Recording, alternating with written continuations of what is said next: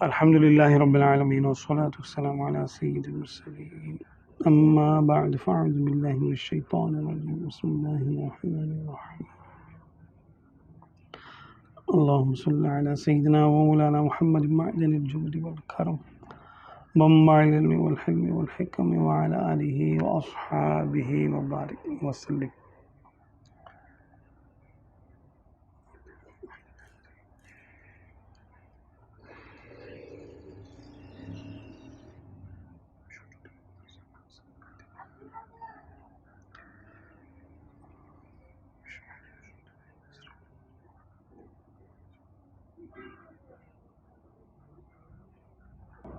اچھا جی، آج ہم نے پڑھنا ہے عقیدہ نمبر 19، یعنی عقائد متعلق با نبوت، اس کا یہ عقیدہ نمبر 19 ہے۔ حضور صدر الشریعہ علیہ الرحمہ ارشاد فرماتے ہیں، احکام تبلیغیہ میں انبیاء کرام علیہ الصلوۃ والسلام اجمعین سے سہو و نسیان ہونا محال ہے، یعنی بھول چوک ہو جانا جس کو کہتے ہیں، کہ جو احکام آپ صلی اللہ علیہ وسلم یا کسی بھی نبی علیہ الصلوۃ والسلام کو اللہ تبارک و تعالیٰ نے حکم دیا کہ یہ احکام تم بندوں تک پہنچا دو، تو اب یہ نہیں ہو سکتا کہ وہ اس کو بھول جائیں۔ جان بوجھ کے تو ہم نے پہلے پڑھ لیا، سن لیا کہ جان بوجھ کے تو وہ چھپا ہی نہیں سکتے، کیونکہ چھپانا خیانت ہے، اور خیانت سے انبیاء کرام پاک ہوتے ہیں۔ اب ایک اور یعنی چانس تھا کہ جیسے کوئی فرضی طور پر بفرض محال کہ بھئی بھول چک بھی تو ہو سکتی ہے۔ کوئی کہنے والا کہہ سکتا تھا کہ چلو جان بوجھ کے کوئی حکم نہیں چھپائیں گے، تو ہو سکتا ہے بھولے سے کوئی بات رہ گئی ہو، بتایا نہ ہو آپ نے۔ تو یہ بھی انبیاء کرام علیہ الصلوۃ والسلام اجمعین کے لیے ناممکن ہے کہ وہ ان احکامات کو بھول جائیں جو ان کو بتانے کا حکم ہے۔ ہاں، باقی معاملات میں ان سے، اپنے ذاتی معاملات میں بھول ہو سکتی ہے، اور وہ بھی من جانب اللہ ہوگی۔ جیسے آقا دو عالم صلی اللہ علیہ وسلم نے ایک مرتبہ 4 رکعت کی نیت فرمائی اور 2 پر سلام پھیر دیا، تو کسی نے پوچھا کہ کیا اللہ تبارک و تعالیٰ نے نماز کم کر دی ہے یا آپ کو بھلا دیا گیا؟ تو فرمایا کہ یعنی اس قسم کا مضمون ارشاد فرمایا کہ میں بھولتا نہیں ہوں، بھلایا جاتا ہے۔ انی لا انسا ولکن انسا، تاکہ سنت قائم ہو جائے کہ اگر میرا امتی کوئی بھولے گا تو وہ پھر کیا کرے، تو اس کو بھول کر بھی دکھایا گویا کہ۔ تو اللہ تبارک و تعالیٰ نے اپنے نبیوں کو کچھ باتیں بھلائیں بھی، بھول کر انہوں نے کوئی کام کر لیا، تاکہ اگر کسی امتی سے بھول ہو جائے تو اس کے لیے ایک طریقہ موجود ہو کہ بھولنے پر کیا کیا جاتا ہے۔ تو یہ احکام تبلیغیہ کا قصداً چھپانا ناممکن ہے، اسی طرح ان کا بھول جانا بھی ناممکن ہے۔ ہاں، اللہ تبارک و تعالیٰ نے بعض چیزیں ان کو بھلائیں تاکہ لوگوں کو بھولنے کا بھی طریقہ آ جائے کہ بھولنے پہ جب یاد آتا ہے تو کیا کرنا چاہیے، جیسے نماز وغیرہ میں سجدہ ساہو وغیرہ کیا طریقہ کار ہے، یا اور دیگر جیسے جو ہے نا باتیں ہو سکتی ہیں۔ بعض اوقات کھانے پینے میں بھی ہوتا ہے کہ کیا میں نے یہ چیز کہاں رکھ دی، میں نے تلوار اٹھائی تھی یہاں رکھی یا وہاں رکھی۔ یہ بعض اوقات کسی وجہ سے ایسا ہو جاتا ہے، بعض اوقات کسی بیماری کی وجہ سے بھی ایسا ہو سکتا ہے، کسی اور امر میں مشغولیت کی وجہ سے بھی ایسا ہو سکتا ہے۔ یعنی بشری تقاضے تو ہیں، لیکن بشری تقاضے تبلیغ دین میں رکاوٹ نہیں بن سکتے، بلکہ اگر کوئی بھول چک ہوگی تو وہ بھی اس طرح سے ہوگی تاکہ ایک سنت قائم ہو جائے۔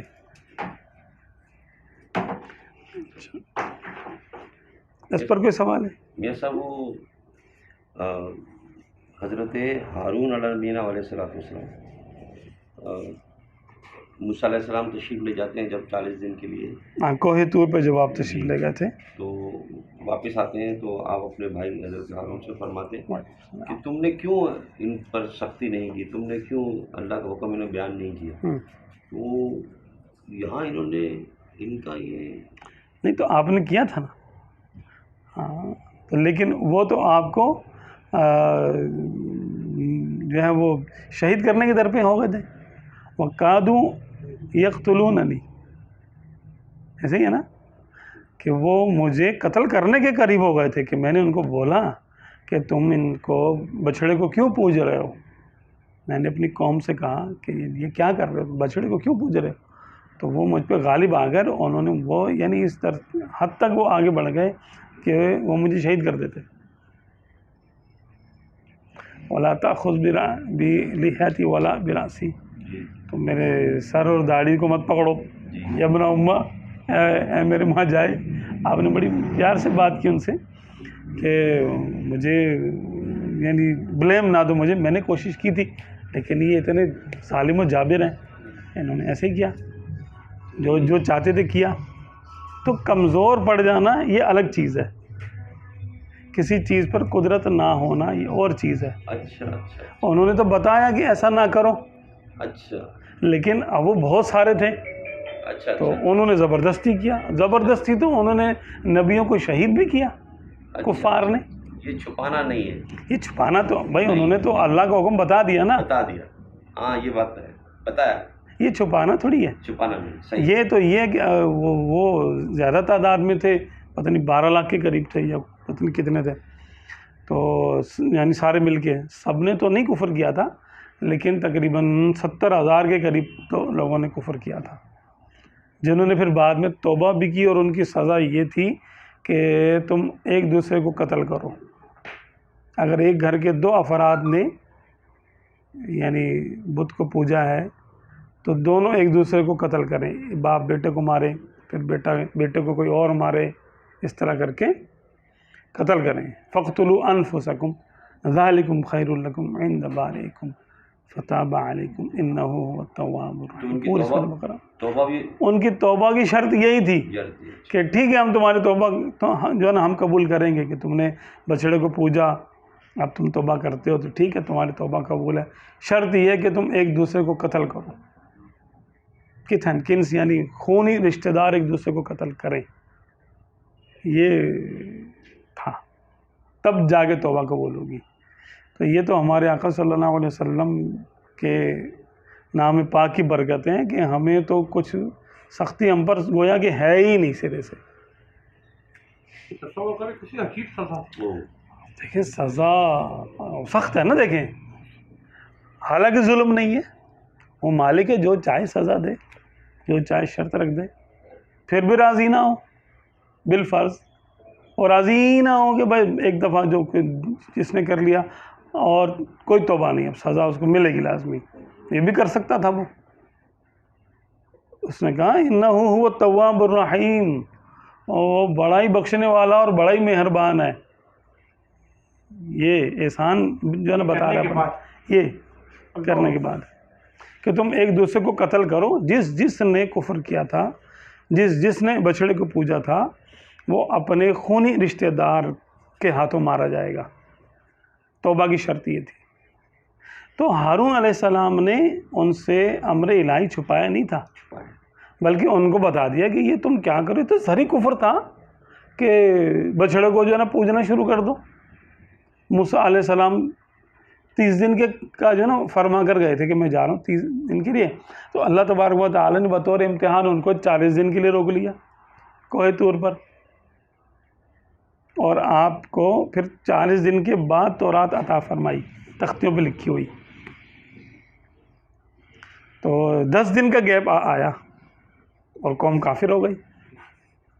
ہارون علیہ السلام حالانکہ وہاں موجود تھے، ان کو بتاتے رہے ایسا نہ کرو نہ کرو، لیکن انہوں نے سنا ہی نہیں. تو قوم کا نہ سننا اور چیز ہے، اور نبی کا حکم نہ بتانا معاذ اللہ یہ تو ہو ہی نہیں سکتا نا. صحیح. تو ان سے نہ تو وہ جان بوجھ کے اللہ کا حکم چھپاتے ہیں انبیاء کرام، اور نہ وہ بھولتے ہیں حکم چھپانے میں، حکم کو بتانے میں بھولتے نہیں ہیں بلکہ بتا دیتے ہیں۔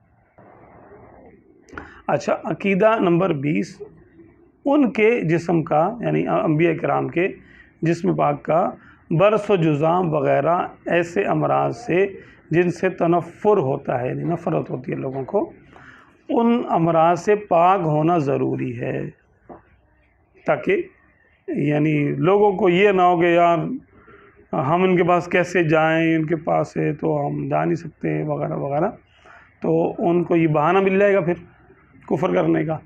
اللہ تبارک و تعالیٰ نے اپنے انبیاء کرام کو ہر جسمانی روحانی عیب سے پاک ہی رکھا۔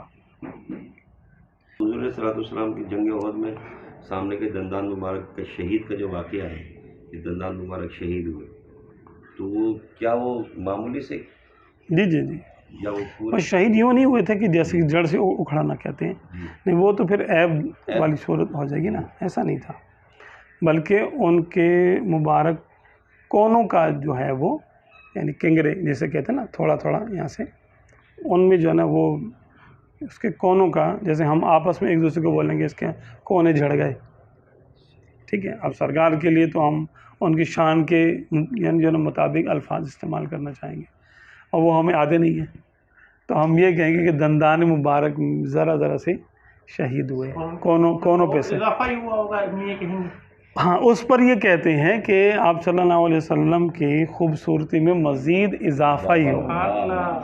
اب اللہ تعالیٰ جس کو جیسے چاہے کر دے۔ بعض یعنی ایسا ہوتا ہے کہ بعض چیزیں کسی اور جگہ پائی جائیں گی تو عیب ہوں گی، لیکن کسی دوسری جگہ پائی جائیں گی تو بڑی خوبصورتی شمار ہوگی۔ مثال کے طور پہ داڑھی ہے، اگر کسی عورت کے نکل آئے تو بولیں گے یار یہ کیا ہے، آپ داڑھی کیسے نکل آئی، اس کو منہ سے نکل آئی، اور وہی اگر خوبصورتی جو ہے وہ کسی مرد میں ہو تو بولیں ماشاءاللہ کتنی پیاری داڑھی ہے اس کی، ایسی ہے نا۔ تو یہی ہے سارے معاملات، کہ ایک چیز کہیں پائی جاتی تو خوبصورتی، وہی چیز کہیں اور پائی جائے تو بدصورتی، عیب ہے۔ تو اللہ تبارک و تعالیٰ جس چیز کو چاہے خوبصورتی بنا دے، جس چیز کو چاہے جس کے لیے عیب بنا دے۔ تو آپ صلی اللہ علیہ وسلم کے جو مبارک دندان کے کونے شہید ہوئے تھے، اس سے خوبصورتی میں مزید، جمال میں مزید اضافہ ہوا، اور آپ صلی اللہ علیہ وسلم کے تو جمال کا تو کچھ بھی حصہ ظاہر نہیں ہوا لوگوں پہ، کچھ بھی حصہ ظاہر نہیں ہوا۔ سیدہ عائشہ صدیقہ طیبہ طاہرہ رضی اللہ تعالیٰ عنہا، جنہوں نے دیکھا ہوگا جمال مصطفیٰ صلی اللہ علیہ وسلم، تو عام لوگوں سے ہٹ کے دیکھا ہوگا، تو آپ فرماتی ہیں کہ یوسف علیہ السلام کو مصر کی عورتوں نے دیکھا تو اپنی انگلیاں کاٹی، ان کو خبر نہ ہوئی، اگر وہ میرے سرتاج کو دیکھ لیتی تو اپنے دل ہی کاٹ لیتی۔ دیکھنے والے کی بات ہے۔ یہاں آپ صلی اللہ علیہ وسلم کا جمال وہ یعنی جسم کی آنکھوں سے نہیں بلکہ قلب کی آنکھوں سے دیکھے جانے والا ہے۔ تو جس کا ایمان ہے اس پر آپ صلی اللہ علیہ وسلم کا جمال اتنا ہی ظاہر ہوا، ظاہری طور پہ بھی، کہ جیسے عام لوگوں نے دیکھا تو وہ کہتے تھے ٹھیک ہے یہ ہم جیسے نبی ہیں، ہم جیسا بھی کہتے تھے، یہ تو ہم جیسے ہیں، ایک آدمی ہے ابو جہل جیسے، تو وہ کہتے تھے، کیونکہ ان کے دل تو ان کے سیاہ تھے، دل کی آنکھیں اندھی تھی۔ اور صحابہ کرام بھی جب تک ایمان نہیں لاتے تھے تو کچھ اور ان کی کیفیت ہوتی تھی، جب ایمان وہ لاتے تھے تو پھر ان کی کیفیتیں بدلنا شروع ہو جاتی تھی، پھر وہ کہتے ہیں نہیں سرکار کے جیسا تو کوئی ہے ہی نہیں، اور فدا کا امی و ابی یا رسول اللہ صلی اللہ علیہ وسلم، پھر الگ بات ہے۔ تو ایمان کی آنکھ سے دیکھنا اور چیز ہے، اور جسم کی آنکھ سے دیکھنا اور چیز ہے۔ جمال تو یہاں پر یہ تو اس کی تو حد ہی نہیں ہے، کہ جب آپ صلی اللہ علیہ وسلم ہی کا واقعہ ہے کہ سیدہ عائشہ صدیقہ طیبہ طاہرہ رضی اللہ عنہا کچھ سی رہی تھی، اندھیرے یعنی اچانک جو ہے وہ رات کا ٹائم تو چراغ جو ہے گل ہو گیا اور سوئی مبارک جو وہ گر گئی، تو اچانک آقا دو عالم صلی اللہ علیہ وسلم تشریف لائے کمرے میں، تو کچھ نور ظاہر ہوا، نور کی ایک جھلک ہوئی، اس سے پورا کمرہ روشن ہو گیا اور انہوں نے سوئی تلاش کر لی۔ تو لیکن یہ چیزیں سب پہ آشکار یعنی نہیں ہوتی تھی اور کرنے کا تھا بھی نہیں. اس طرح کے واقعات ہیں کہ آپ صلی اللہ علیہ وسلم کی مجلس میں صحابہ کرام جو بیٹھے ہوئے تھے اور اندھیری رات تھی. 2 صحابہ کرام جو بیٹھے ہوئے تھے. معجزات میں آتا ہی ہے. تو اب انہوں نے عرض کی سرکار رات اندھیری ہو گئی, اب ہم گھر کیسے جائیں گے؟ تو آپ صلی اللہ علیہ وسلم نے یعنی ایک شاخ لی اور یا ایک صحابی کی جو نا لاٹھی پکڑی اور اس کے سرے پر یا پھونک ماری یا اس کو چھوا تو اس میں سے روشنی آنا شروع ہو گئی. فرمایا اس کے تم جو نا روشنی میں جاؤ. اچھا, آگے جانے کے بعد اب ایک کا راستہ اس طرف کو جا رہا تھا, دوسرے کا اس طرف کو جا رہا تھا. تو دوسرے والے نے پہلے والے کی لاٹھی سے لاٹھی لگائی, اس کی بھی لاٹھی روشن ہو گئی. ہاں نا. تو یہ تو آپ صلی اللہ علیہ وسلم کے معجزوں میں سے یہ سمجھ لیں کہ بہت ہلکے ہلکے معجزے ہیں. کوئی ایسے سرکار کی شان کے مطابق نہیں ہے کہ جیسے کہ مکمل شان جسے ظاہر ہو جائے. مکمل شان تو ظاہر ہی نہیں ہوئی کسی پر. ایسے تو معجزہ ہی ہے لیکن کوئی بہت بڑے معجزوں میں نہیں آتی ہے بھائی. چاند کے 2 ٹکڑے کرنا اور سورج کو دیکھیں نا چاند کے ٹکڑے, یہ بھی آپ صلی اللہ علیہ وسلم کے ایک اشارے کی بات ہے. کوئی اس نہیں یعنی تگ و دو نہیں کرنی پڑی آپ صلی اللہ علیہ وسلم کے چاند کے ٹکڑے کرنے ہیں تو کوئی بہت زیادہ محنت کرنی پڑے گی نہیں, کچھ بھی نہیں. سورج کو پلٹانا ہے تو بہت زیادہ کوئی یعنی عبادت ریاضت کرنی پڑے گی. یہ بھی کوئی وہ ہاتھ ہی اٹھانے تھے, یا اللہ یہ کام جو ہے نا یوں کر دے.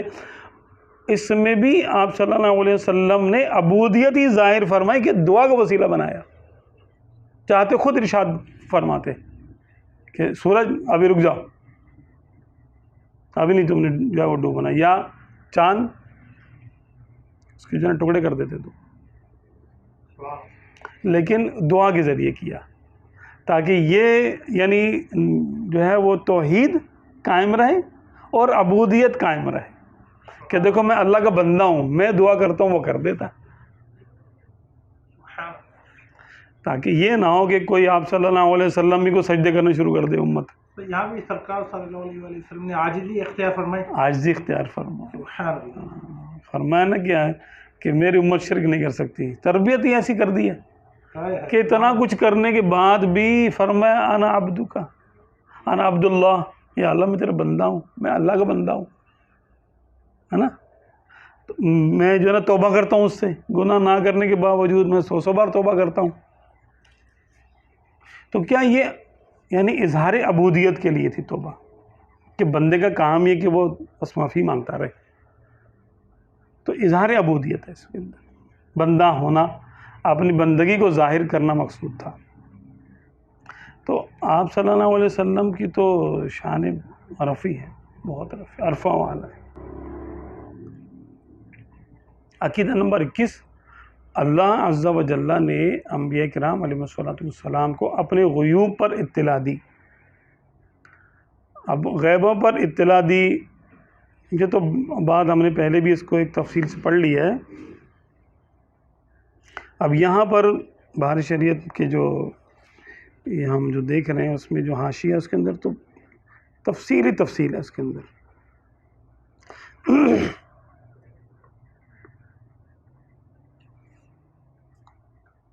دعوت اسلامی کے نے جو یہ چھاپی ہے نا کتاب بہار شریعت حاشیے والی, اس کے اندر تو اس کی کافی تفصیل جو ہے نا موجود ہے. اب وہ یہاں جو ہے نا پڑھنے کا ٹائم تو ہے نہیں. اس کو سمیٹ کے ہم نے جو ہے نا اس کو یوں سمجھا تھا کہ غیب کیا چیز ہے. اگر ہم غیب کو سمجھ لیں گے تو بات واضح ہو جائے گی. غیب وہ ہوتا ہے جس کو اللہ چھپائے, اور حاضر وہ ہوتا ہے جس کو اللہ تعالیٰ ظاہر کر دے. اب نابینا کے لیے چیزیں غیب ہیں, حالانکہ آنکھ والے کے لیے حاضر ہیں وہ چیزیں تو ہیں, لیکن نابینا کے پاس آنکھ نہیں ہے تو اس کے لیے یہ ان کو دیکھنا غیب ہے. بس یہ ہے کہ چیزیں موجود ہیں لیکن وہ دیکھ نہیں پا رہا. اچھا, ہم سے 2 کلومیٹر 1.5 کلومیٹر تک ہماری آنکھ کام کرتی ہے، چشمہ وشمہ لگا لیں تب بھی اتنی دوری کام کرے گی شاید، یہ ہمارا حد بصر ہے۔ اس کے بعد کوئی چیز موجود بھی ہے تو ہم دیکھ نہیں پاتے، تو چیز تو موجود ہے، چیز تو حاضر ہے وہاں، لیکن ہم اس سے، ہماری آنکھ وہاں تک نہیں پہنچ رہی، ہمارے احاطۂ بصارت میں وہ چیز نہیں آ رہی۔ اسی طرح سننے کی حد ہے، تو ہمارے حواس خمسہ سے اور ہماری عقل سے جو چیز باہر ہے ہم اس کو غیب کہتے ہیں۔ تو انسانوں میں بھی کیونکہ فرق ہوتا ہے، چھوٹا بچہ کچھ اور ہوتا ہے، بوڑھا ہوتا ہے وہی شخص بوڑھا ہونے کے بعد نہیں سن سکتا، جوان ہوتا ہے سن لیتا ہے۔ اسی طرح لوگوں کی آنکھوں میں فرق ہوتا ہے، ان کی قوت میں، کانوں کی قوت میں فرق ہوتا ہے۔ یہ تو انسانوں کا آپس کا فرق ہے۔ انسانوں اور جنات کا فرق ہے کہ جنات بڑی دور سے سن لیتے ہیں، دور تک دیکھ لیتے ہیں، ان کی رفتار تیز ہے۔ جنات میں سے کچھ ایسے ہیں جو کہ شیاطین ہیں اور خناس ہیں، وہ انسان کے دل کی بات بھی معلوم کر لیتے ہیں، وسوسہ پیدا کر دیتے ہیں۔ الذی یوسوس فی صدور الناس، وہ شیطان وہ ہیں جو انسان کے دلوں میں وسوسہ پیدا کرتے ہیں۔ یعنی آپ نیت کرتے ہیں میں فلاں نیک کام کر لوں، ابھی تک آپ نے کسی کو نہیں بولا اور شیطان کو پتہ چل جاتا ہے، وہ آگے آپ کو وسوسے، نہ یہ نہ کر، یہ نہ کر، یہ نہ کر، آپ کو ہٹا دیتا ہے، اس سے ہم کو ہٹا دیتا ہے۔ تو کیسے؟ تو کیا اس نے غیب جان لیا؟ ہمارے دل کی بات جاننا اس کے لیے غیب تھا؟ نہیں، جہاں تک اللہ نے اس کو رسائی دے دی ہے وہاں تک غیب نہیں ہے۔ جو چیز کسی بھی مخلوق کی رسائی سے باہر ہے وہ اس کے لیے غیب ہے، اور جو اس کے حواس کی رسائی میں ہے وہ اس مخلوق کے لیے غیب نہیں ہے۔ اب اللہ تبارک و تعالیٰ کے لیے کوئی بھی چیز غیب نہیں ہے، اس نے تو بنایا ہے، اس کے بس یعنی اس کی جسے کہتے ہیں صفت سماعت ہے، اس کی سمیع ہونا، تو اس سے کوئی آواز اس سے باہر نہیں ہے، تو سب آوازیں اس کے حضور حاضر ہیں، اور اس کے دیکھنے کی جو صفت ہے اس کی شان کے لائق، اس سے کوئی چیز باہر نہیں ہے جس کو دیکھا جا سکتا ہے، وہ اس کو دیکھتا ہے۔ ٹھیک ہے نا، ساری بات ہے۔ تو اللہ تبارک و تعالیٰ کے لیے کوئی چیز غیب نہیں ہے، تو پھر اس نے یوں کیوں کہا کہ اللہ غیبوں کو جانتا ہے؟ اللہ غیبوں کو جانتا ہے، بالکل جانتا ہے، حق ہے بات، اس کو سمجھنے کی ضرورت ہے۔ جو ایک مخلوق کا غیب ہے اللہ اس کو بھی جانتا ہے، جو دوسری مخلوق کا غیب ہے اس کو بھی جانتا ہے، جو تیسری مخلوق کا غیب ہے اس کو بھی جانتا ہے، جو جنات کے لیے غیب ہے اللہ وہ بھی جانتا ہے، جو انسانوں کے لیے غیب ہے وہ بھی جانتا ہے، جو فرشتوں کے لیے غیب ہے وہ بھی جانتا ہے، جو آبی مخلوق کے لیے، ہوائی مخلوق کے لیے، جو جراثیموں کے لیے، جو اس نے اللہ جانے کتنی مخلوق پیدا کی ہے ہمیں نہیں پتہ، ہمیں تو 4-5 چیزوں کے نام پتہ ہے، بے شمار اس کی جو نا مخلوقات ہیں، اور ان کے لیے کچھ چیزیں اس نے حاضر بنا دی، کچھ چیزیں ان سے چھپا دی، یعنی ان کا حاضر و غائب وہ دونوں جانتا ہے، عالم الغیب والشہادہ، وہ غیب کو بھی جاننے والا اور حاضر کو بھی جاننے والا۔ تو کس کا حاضر کس کا غائب؟ بندوں کا حاضر یعنی مخلوق کا حاضر اور مخلوق کا غائب، کیونکہ بتانے والا بھی وہی ہے اور چھپانے والا بھی وہی ہے، تاکہ بیلنس رہے۔ ٹھیک ہے نا، اس نے ہر چیز ہر ایک کو نہیں بتائی، میرے دل میں کیا ہے آپ کو نہیں پتہ، آپ کے دل میں کیا ہے میرے لیے وہ چیز غیب ہے، میرے دل میں کیا ہے آپ کے لیے وہ چیز غیب ہے، لیکن وہ شیطان کو پتہ ہے۔ الذی یوسوس فی صدور الناس، تو کیا شیطان نے غیب جان لیا؟ اگر نبیوں کو کہتے ہیں غیب نہیں پتہ، یہ لوگ جیسے بد مذہب کہتے ہیں، تو پھر شیطان کا تو مانیں گے نا کہ وہ تو آپ کی بات آپ کے دل کی بات جانتا ہے، تو پھر اس کا مطلب کیا ہوا کہ آپ نے شیطان کو مانا کہ اس کو غیب کا پتہ ہے اور نبیوں کو نہیں پتہ، کتنی بری بات ہے یہ۔ تو سمجھیں اس کو، بحث میں نہیں پڑھنا چاہیے، اس میں سمجھیں کہ غیب کیا چیز ہے، اس غیب کو سمجھ لیں گے تو بات واضح ہو جائے گی۔ جس کے حواس جہاں تک پہنچتے ہیں، یعنی اللہ نے جس کو جتنی صلاحیت دے دی ہے دیکھنے کی، سننے کی، چکھنے کی، جتنے بھی حواس ہوتے ہیں، اب اللہ جانے جنات میں کتنے حواس ہوتے ہیں، ہمیں کیا پتہ، فرشتوں کے کتنے حواس ہوتے ہیں، ہمیں تو 5 ہے نا، جی سننا، دیکھنا، چکھنا، سونگنا اور چھونا، ہمارے 5 حواس ہیں، کیا پتہ 10-12 ہوں شیاطین کے، اس پہ عقل، فرشتوں کے جو ہے نا وہ 20-25 ہوں۔ اچھا اس میں عقل شامل ہے؟ عقل تو ان سب پر حاکم ہے، وہ فیصلہ کرتی ہے، اچھا عقل حواس میں سے نہیں ہے، عقل حواس پر حاکم ایک قوت کا نام ہے، ہاں عقل کی عقل تعریف کے ذریعے علم غیب نہیں جانا جا سکتا؟ نہیں عقل بھائی عقل خود سے کوئی چیز نہیں ہے، ان سب کو مجموعہ کریں تو وہ عقل بن گئی، ان سب کو جمع کرنے کی قوت کا نام اور نتیجہ اخذ کرنے کا نام عقل ہے۔ اچھا بھائی آپ نے جو چھوا، جو دیکھا، جو سونگا، جو چکھا، جو سنا، وہ کیا ہے؟ وہ جزیات ہیں، ان کو ملا کر ایک جملہ بنا لیا آپ نے آگ کو دیکھا تو آنکھ نے آپ کو فاصلہ طے کیا بھائی یہ ہے، یہ آگ ہے، پھر آپ اس کے قریب گئے تو اس کو چھو کے دیکھا، اس کی گرمی لگا، اب جو فیصلہ ہوتا جا رہا ہے نا کہ اس کا رنگ یہ ہے، یہ فیصلہ دماغ کر رہا ہے، آنکھ صرف دیکھے گی، دیکھنے کے بعد اس کا فیصلہ ختم ہے، فیصلہ عقل نے کرنا ہے کہ یہ آگ ہے، یہ باغ ہے، گرم ہے، یہ ٹھنڈا ہے، یہ فیصلہ عقل نے کرنا ہے، ہاتھ کا کام چھونا ہے، مٹھائی منہ پہ رکھی، اب زبان کا کام ہے اس کو چکھنا، یہ فیصلہ کرنا کہ کڑوا ہے، میٹھا ہے، پھیکا ہے، کھٹا ہے، کیا ہے، یہ عقل کا کام ہے، زبان کا کام نہیں ہے۔ اسی طرح جو مجذوب ہو جاتے ہیں یا پاگل ہو جاتے ہیں جو لوگ، ان کی عقل ہی تو زائل ہو جاتی ہے، ہاتھ پاؤں تو ان کے سلامت ہوتے ہیں، وہ چک بھی رہے ہوتے ہیں، نہ ان کو گرمی لگتی ہے نہ ان کو سردی لگتی ہے، بس کیا کہ ان کے عقل کام نہیں کر رہی ہوتی، باقی سب حواس ان کے کام کر رہے ہوتے ہیں۔ تو حواس کا فیصلہ کرنا عقل کی قوت کا کام ہے، اس کو قوت عقلیہ کہتے ہیں۔ اچھا، تو ہر ایک کے خواص الگ ہے، جنات کے الگ، فرشتوں کے الگ، پھر انسانوں میں بچوں کے الگ، بوڑھوں کے الگ، جوانوں کے الگ، خواتین کے الگ، مردوں کے الگ، انہی میں انبیاء کرام کیونکہ خاص مخلوق ہے اللہ تعالیٰ کی، تو یہ عام آدمیوں کی طرح نہ ان کا دیکھنا عام آدمیوں کی طرح ہے، نہ ان کا سننا عام آدمیوں کی طرح ہے، نہ ان کا کلام کرنا عام آدمیوں کی طرح ہے، نہ ان کی قوت عام آدمیوں کی طرح ہے، نہ ان کی سماعت عام آدمیوں کی طرح ہے، کیونکہ آپ صلی اللہ علیہ وسلم نے ارشاد فرمایا کہ کیا تم سمجھتے ہو کہ میں آگے ہی دیکھ رہا ہوں، قبلتی ہاں ہونا، کیا تم دیکھتے ہو کہ میں جب میں جو ہے وہ نماز یعنی جو ہے پڑھاتا ہوں تو کہ میں صرف آگے دیکھتا ہوں؟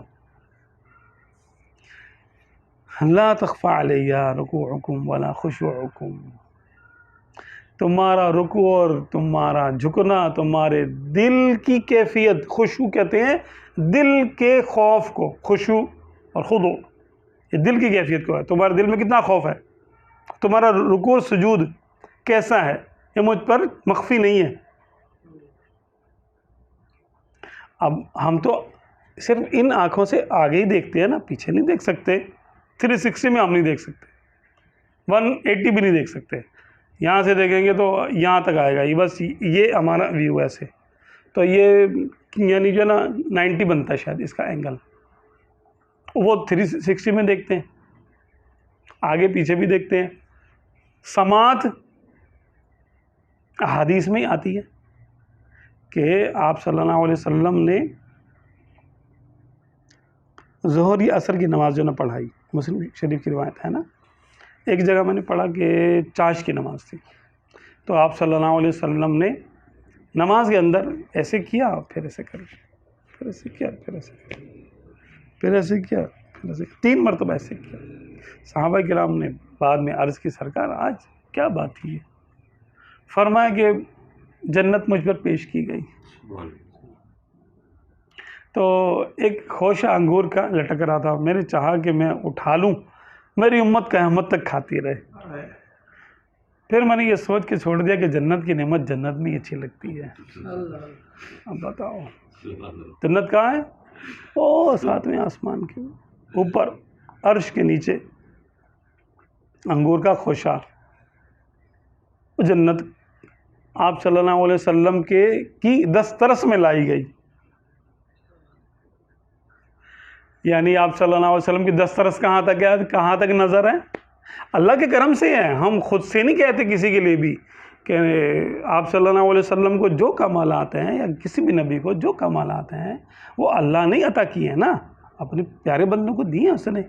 ہم تو انکار کرنے والوں کو کہتے ہیں کہ تم کو کیوں موت پڑتی ہے بھائی، اللہ دے رہا ہے، وہ لے رہے ہیں، تم بیچ میں خواہ نہیں دیا تم کو بتا کے دے گا. کوئی بھی نعمت اس نے اپنے پیاروں کو دی تو تم سے پوچھ کے دے گا. تو آپ صلی اللہ علیہ وسلم نے ہاتھ بڑھایا اور پھر چھوڑ دیا کہ نہیں بس ٹھیک ہے. جس کی پہنچ عرش بری تک ہو، جنت کے اندر ہو، نظر بھی وہاں تک پہنچے، اختیار بھی ہو کہ جو چاہے کر لے. اگر وہ خوشہ آپ صلی اللہ علیہ وسلم توڑ لیتے اور ہم قیامت تک کھاتے تو بتاؤ ہم میں سے کمائی کرنے کی حاجت کس کو تھی؟ جو جنت کا انگور کھاتا نہ بیمار ہوتا، نہ بھوک لگتی، نہ پیاس لگتی، نہ تھکتا، نہ بیمار، کچھ بھی نہیں ہوتا. اپنے تو وارے نیارے ہو جاتے. اور پھر یہ لوگ دیکھ دیکھ کے منافقین بھی کلمہ پڑھتے، یار ہم بھی مسلمان ہیں، ہمیں بھی دو نا، اپنے انگوروں میں سے ہمیں بھی دو. تو آپ صلی اللہ علیہ وسلم نے حکمت کے تقاضے کے مطابق اپنے فرمایا بس ٹھیک ہے، رہنے دو اس کو تاکہ سب کی پہچان ہو جائے. یعنی دنیا کا رنگ ہی بدل جاتا اگر ایک فیصلہ آپ صلی اللہ علیہ وسلم کر لیتے تو. نہیں کیا، بے نیازی ہے، نہیں کیا، تو ایسے ہی چلنے دو بس ٹھیک ہے. جو محبت کرے گا اس کو امتحانوں میں ہی آنے دو ٹھیک ہے، اسی سے کھوٹے اور کھرے کا پتہ چلے گا. انگور کھانے والے ہو جائیں گے ورنہ سارے. تو اختیار کہاں تک، آنکھ کہاں تک کام کر رہی ہے، حواس کہاں تک کام کر رہی ہے. آپ صلی اللہ علیہ وسلم کے مبارک حواس، مبارک آنکھیں کہاں تک اختیار ہے. یہ ساری بات کوئی انتہا ہے اس کی؟ کوئی حد ہے ان کے عروج کی؟ ہاں یا تیری باتیں سب کو سمجھ نہیں آتی؟ نہیں آئیں گی سمجھ میں. اچھا یہ تو اللہ کی عطا ہے. ہزار من شمس سے یہ تو بات ہے. ارے آپ یہ بات کرتے ہیں، شیطان جنت کے اندر جھولے جھولتا تھا، اس کو نبی کی ولایت اور نبی کی نبوت سمجھ میں نہیں آئی. اس نے تو حق کو یقین کر لیا تھا، دیکھ لیا تھا. اور اس کو تو وعدہ جہنم ہے، لَأَمْلَجْأَنَّ جَهَنَّمَ مِنْكُمْ أَجْمَعِينَ، تم سب سے جہنم کو بھروں گا. وہ کہتا ہے ٹھیک ہے، لیکن میں جاؤں گا تو اس کو بھی لے کے جاؤں گا اپنے ساتھ. اب بتائیے ذرا کیا ہے یہ؟ اللہ بے نیاز ہے، جس کو چاہے بے دیکھے ہی ایمان عطا کر دے، اور جس کو وہ نہ چاہے تو وہ دیکھ کر بھی ایمان نہیں لا سکتا، نہیں لا سکتا. اللہ کی مرضی ہے.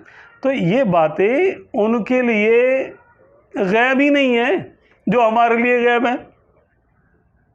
انبیاء کرام کے لیے کل کی بات، 1000 سال بعد کی بات، 5000 سال کی بات، یا 5000 سال پہلے کی بات قرآن پاک میں الم تر کیف فعل ربک بعاد، اے محبوب تم نے دیکھا نہیں ہم نے قوم عاد کے ساتھ کیا کیا؟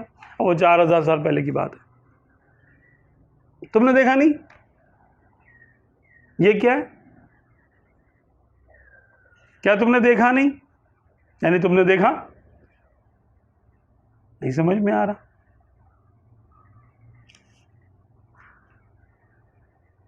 ہاں آپ صلی اللہ علیہ وسلم کا بشری وجود میں ایک خاص وقت میں ظہور ہوا آپ صلی اللہ علیہ وسلم، وہ ہم بھی مانتے ہیں، ولادت پاک ہوئی آپ صلی اللہ علیہ وسلم کی.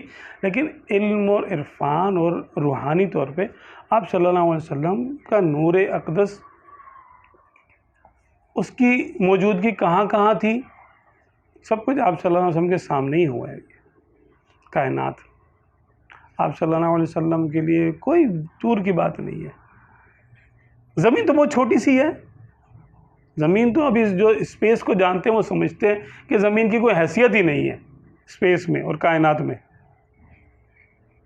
ہم تو کائنات کو آپ صلی اللہ علیہ وسلم کے سامنے ایسا مانتے ہیں. تو وہ باتیں انبیاء کرام کے ساتھ ان کے لیے وہ غیب ہی نہیں ہیں.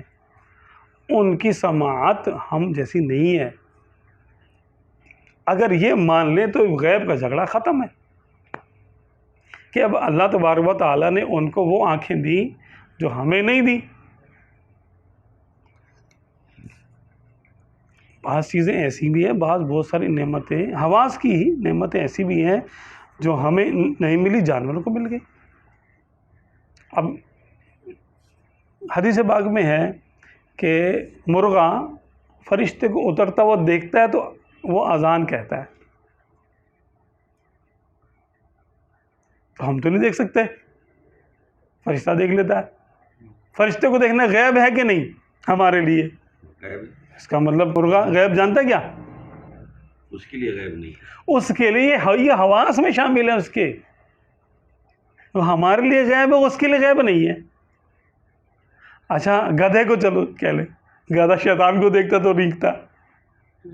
اب ہمیں تو شیطان نظر نہیں آتا، گدھے کو کیسے نظر آ جاتا یار شیطان؟ حدیث پاک میں ہے نا. سمجھ کا پھیر تھوڑا سمجھیں گے، بات واضح ہے کہ شیطان کو گدھا دیکھ رہا ہے تو کیا گدھا غیب جانتا ہے؟ ہمارے لحاظ سے تو غیب جانتا ہے وہ، کہ ہم نہیں دیکھ سکتے، وہ دیکھ رہا ہے. اللہ کی مخلوق ہے، وہ جو ہے وہ دیکھتا ہے اور وہ پھر چیختا ہے. تو ہم سے بہتر ہو گیا پھر وہ؟ ایسی بات نہیں ہے.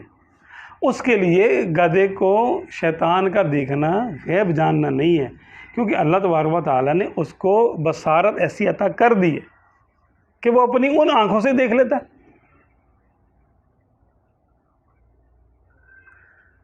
شارک مچھلی کے بارے میں بھی آتا ہے کہ وہ 8 کلومیٹر اس کے گرد جو سمندر ہوتا ہے اس میں کہیں پر بھی اگر خون کا قطر آئے وہ اس کی بو سونگھ لیتی ہے. 8 کلومیٹر میں کتے کی سونگھنے کی اپنے اس کی کانوں کی سماعت انسان سے 5000 گنا زیادہ ہے. 5000 گنا زیادہ ہے. اور وہ کیا کرتا ہے؟ 5000 گنا زیادہ جی کتے کی. بتائیے تو کیا وہ غیب جانتے ہیں کتے؟ نہیں. اللہ نے ان کو یہ صلاحیت عطا کی ہے. ان کے لیے 5000 یعنی ہماری آواز سے، ہماری سماعت سے 5000 گنا سماعت رکھنا کوئی غیب کی بات نہیں ہے، یہ معمول کا معاملہ ہے ان کے لیے. تو جو خدا ان کو دے سکتا ہے سماعت، جانوروں کو دے سکتا، فرشتوں کو دے سکتا ہے. ایک روایت کے مطابق آپ صلی اللہ علیہ وسلم نے ارشاد فرمایا کہ میری قبر انور کے پاس اللہ تبارک و تعالیٰ ایک فرشتے کی ڈیوٹی لگائے گا کہ جو دنیا میں کوئی کہیں پر بھی درود شریف پڑھے گا تو وہ اس کا نام، اس کے باپ کا نام مجھ تک پہنچاتا ہے کہ یا رسول اللہ، آپ صلی اللہ علیہ وسلم آپ کے فلاں امتی نے اس کے باپ کا نام یہ ہے، اس نے آپ پر درود شریف بھیجا ہے.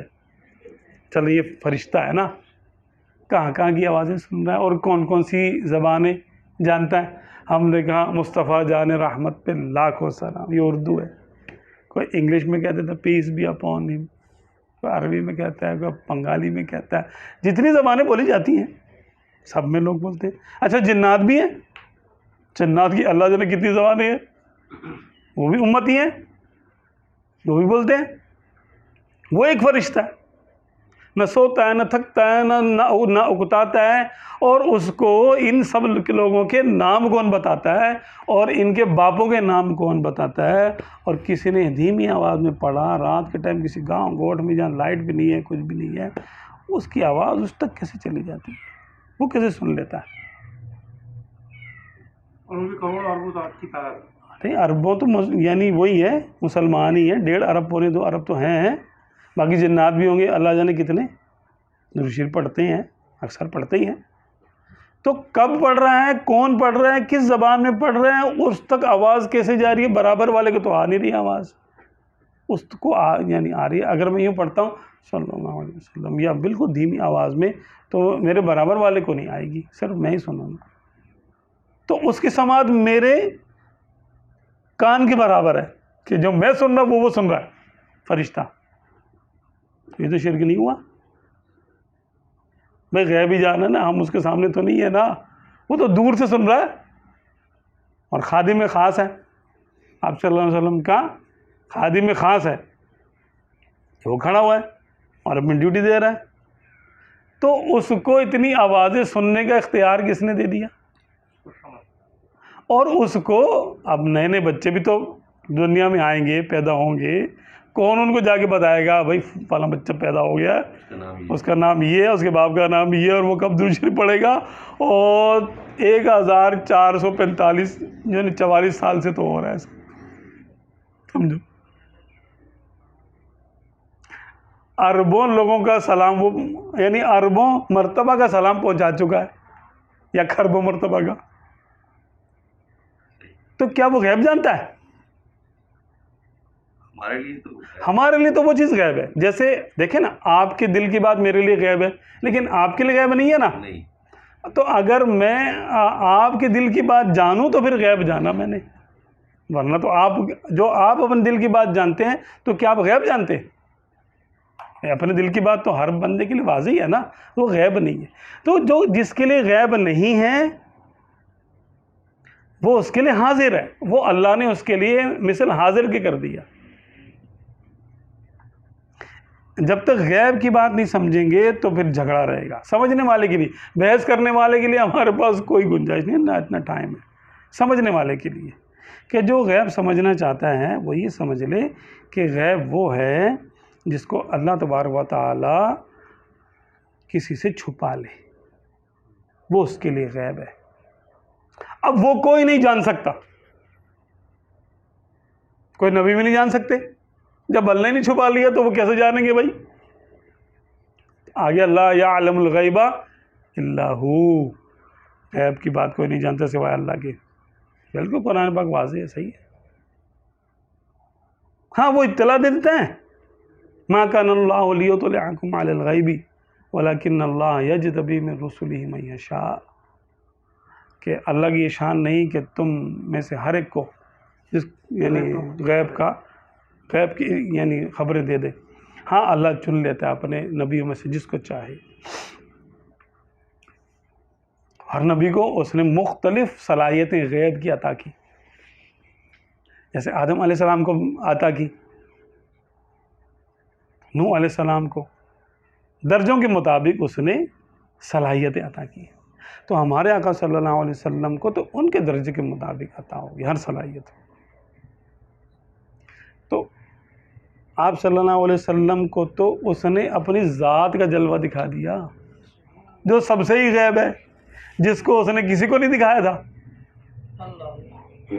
کسی نبی اور کسی فرشتے، کسی رسول کو اپنی ذات کا جلوہ نہیں دکھایا تھا۔ یہ ذات تو سب کے لیے غیب ہی تھی اور ہے، وہ غیب بھی اللہ تبارک و تعالیٰ نے اپنے حبیب صلی اللہ علیہ وسلم کو دکھا دیا۔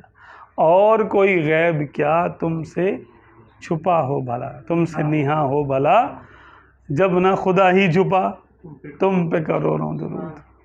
تو غیب کا معنی یہ ہے وہ چیز جو اللہ نے کسی سے چھپا دی وہ اس کے لیے غیب ہے، چاہے وہ بہرے کے لیے آواز غیب ہے اور سننے والے کے لیے آواز غیب نہیں ہے۔ جو آنکھیں نہ رکھتا اس کے لیے رنگ غیب ہیں، چیزیں ان کی تصویریں غیب ہیں، جو آنکھیں رکھتا اس کے لیے نہیں ہے۔ اسی طرح کچھ چیزیں جانوروں کے لیے غیب نہیں ہے، کچھ چیزیں جنات کے لیے غیب نہیں ہے، کچھ اشیاء فرشتوں کے لیے غیب نہیں ہے، کچھ بے شمار اشیاء انبیاء کرام کے لیے غیب نہیں ہیں۔ وہی ابو کا حذافہ، کسی نے آپ صلی اللہ علیہ وسلم پر طعن کیا، ستہ کی روایتوں میں ہے نا کہ طعن کیا کہ یہ تو ہم تو ان کے پیچھے نمازیں پڑھتے ہیں، ان کو نہیں پتہ چلتا، معاذ اللہ معاذ اللہ، ہم تو منافق ہیں، تو یہ تو کہتے ہیں ہمیں آسمان کی خبریں دینے ہمیں، ایسا بھلا کیسے ہو سکتا ہے؟ آپ صلی اللہ علیہ وسلم کو اس کی اطلاع دی گئی، کیونکہ آپ صلی اللہ علیہ وسلم ہر بات میں اپنے علم کو ظاہر نہیں فرمایا کرتے تھے کہ جو پتہ ہے وہ پتہ ہے، بس ڈھکا ہے تو ڈھکا ہے۔ کسی نے آگے بتا دیا سرکار وہ بات ایسے کری، وہ لوگ تو ایسے کہہ رہے آپ صلی اللہ علیہ وسلم کے بارے میں کہ آپ صلی اللہ علیہ وسلم کو غیب کا کیا پتہ، تو اس وقت آپ صلی اللہ علیہ وسلم چاہتے تو یہ بھی جو ہے نا فرما سکتے تھے کہ ٹھیک ہے بھائی، غیب مجھے کیا پتہ، اللہ ہی جانتا ہے، میں تو نہیں جانتا غیب۔ لیکن انہوں نے بطور تحدی اور چیلنج کہا تھا یہ، اور منافقین کی طرف سے آیا تھا، اور مزاج مبارک میں آیا کہ ان کو جواب دیا جائے۔ تو ممبر پر آپ صلی اللہ علیہ وسلم تشریف فرما ہوئے، فرمایا سلونی عما شئتم، سلونی، مجھ سے پوچھو جس چیز کے بارے میں تم نے پوچھنا پوچھو۔ تو ایک صحابی جو ہے کھڑے ہوئے، حضرت عبداللہ بن حذافہ، کہ جن کے بارے میں لوگ طعن کرتے تھے کہ تمہارے باپ کا نہیں پتہ، یعنی تو انہوں نے عرض کی یا رسول اللہ من ابی، میرا باپ کون ہے؟ فرمایا ابو کا حذافہ، تیرا باپ وہی ہے جو مشہور ہے، وہی تیرا باپ، اصل میں بھی وہی تیرا باپ ہے۔ ایک منافق تھا، وہ تو پیچھے نمازیں پڑھتا تھا، اس نے کہا میں تو مسلمان بن کے رہ رہا ہوں، تو میں ان سے پوچھوں گا تو ظاہر سی بات ہے ظاہری حالت کے مطابق ہی جواب دیں گے، تو پھر میں معاذ اللہ مذاق اڑاؤں گا کہ دیکھو مجھے بھی جنتی کہہ دیا۔ تو اس نے جو ہے نا پوچھا کہ میرا ٹھکانہ کہاں ہے؟ فرمایا تیرا ٹھکانہ جہنم میں ہے، یعنی اس کو اس کی حقیقت بتا دی۔ تو آپ صلی اللہ علیہ وسلم کے جلال سے ہے نا، یہ جو لوگ جو یوں کہتے ہیں بطور طعن یا بطور چیلنج سرکار صلی اللہ علیہ وسلم سے غیب کا انکار کرتے ہیں، کافروں والی حرکت ہے۔ مومن سے یہ متصور نہیں ہے کہ وہ آپ صلی اللہ علیہ وسلم کے کسی وصف کے بارے میں انکار کا ذہن رکھے گا کہ یار نہیں یہ بات نہیں ہو سکتی، نہ وہ کھلے دل کا ہوگا۔ اس کے بارے میں ایک فارمولہ ہے، امام بصیری رحمۃ اللہ علیہ نے دیا، فرمایا دع مدعتہ النصارى فی نبیہم، کہ اے امتی تم وہ دعویٰ اپنے نبی کے بارے میں نہ کرنا جو عیسائیوں نے اپنے نبی کے بارے میں کیا، یعنی عیسائیوں نے عیسیٰ علیہ السلام کو خدا مان لیا، اس کا شریک ٹھہرا دیا، اس کا بیٹا مان لیا۔ دع مدعتہ النصارى فی نبیہم، وہ بات نہ کرنا جو عیسائیوں نے اپنے نبی کے لیے کری، ٹھیک ہے۔ وَاحْكُمْ بِمَا شِئْتَ مَدْحًا فِيهِ وَاحْتَكِمِي، اور سرکار صلی اللہ علیہ وسلم کے بارے میں تم جو ان کی شان میں اس کے علاوہ جو کہنا چاہو، بڑی سے بڑی بات وہ کہہ دو۔ وَانْسُبْ إِلَىٰ ذَاتِهِ مَا شِئْتَ مِنْ شَرَفٍ،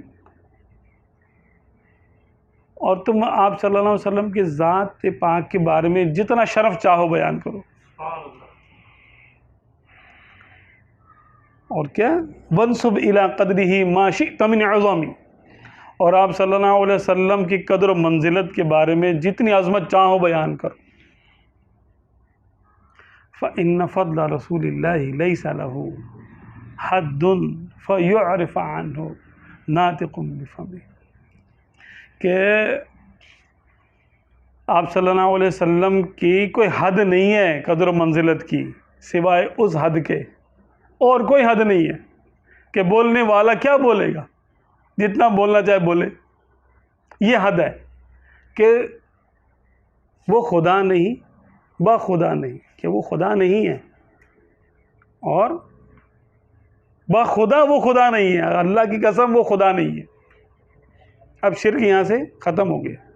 ہاں یہ کہ اگر تم خدا سے جدا کرنا چاہتے ہو ان کو کہ خدا کوئی یعنی خدا کی مرضی کچھ ہو رہا ہے، خدا کی اطاعت کچھ ہو رہا ہے، اور خدا کا نبی سے کوئی تعلق نہیں ہے، ایسا نہیں ہے۔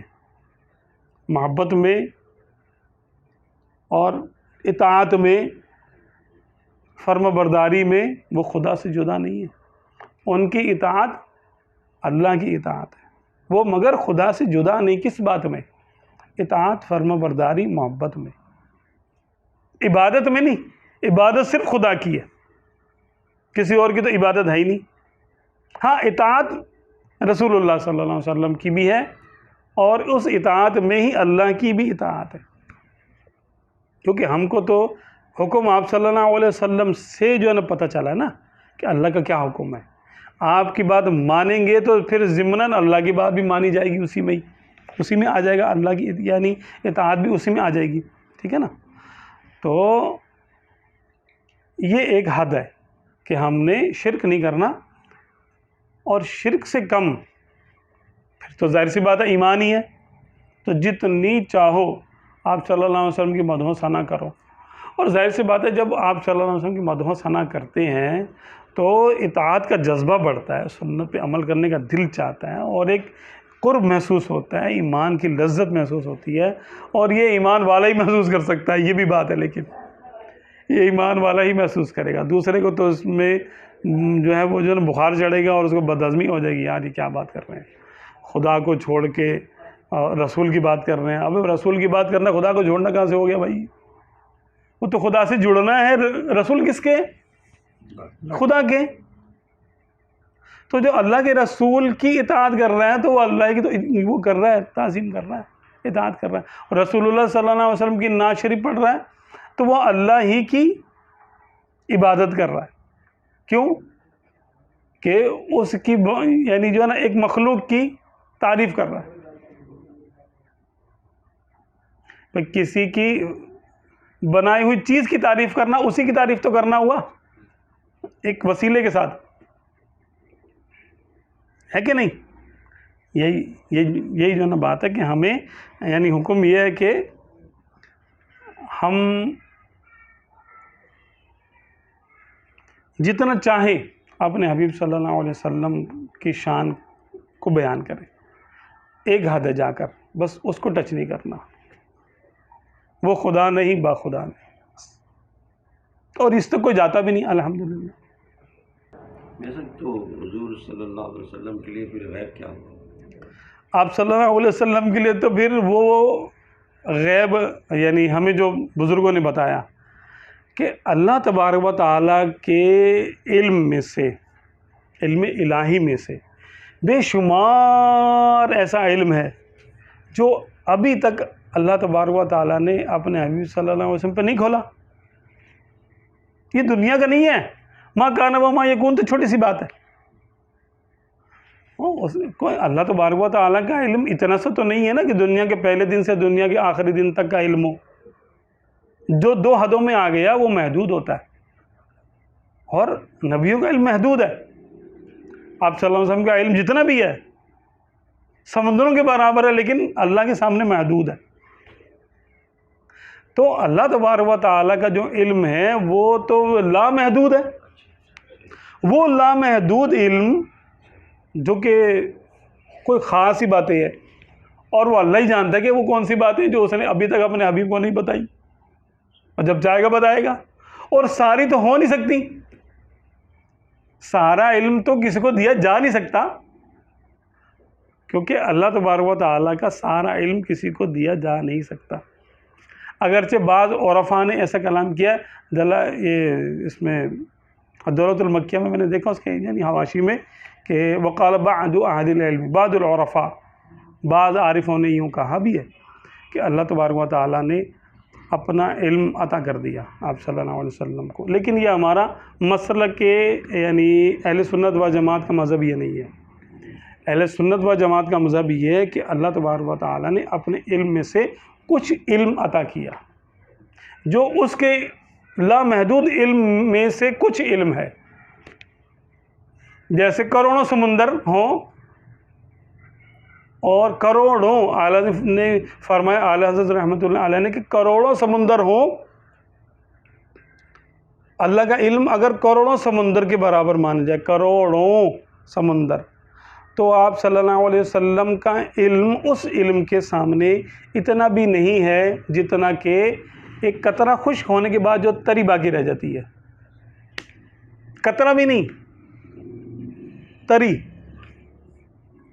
لیکن جو آپ صلی اللہ علیہ وسلم کا علم ہے، اگر وہ سمندر کے برابر مانا جائے تو باقی اولین و آخرین کا علم ایک قطرے کے برابر ہوگا، جس میں انبیاء کرام بھی شامل ہیں۔ اور ہر نبی کو وہ علم ہوتا ہے کہ جو باقیوں کو بالکل ان کے معاملے میں، ان کی جو ہے نا علم کے مقابلے میں وہ سمندروں کے برابر ہوتا ہے۔ ہر نبی کو وہ علم ہوتا ہے، اور یہ اللہ کی شان ہے، جس کو چاہے دے دے یار، کیا ہے بھائی؟ اس نے اپنی شان ہی ظاہر کرنے کے لیے مخلوق بنائی ہے نا،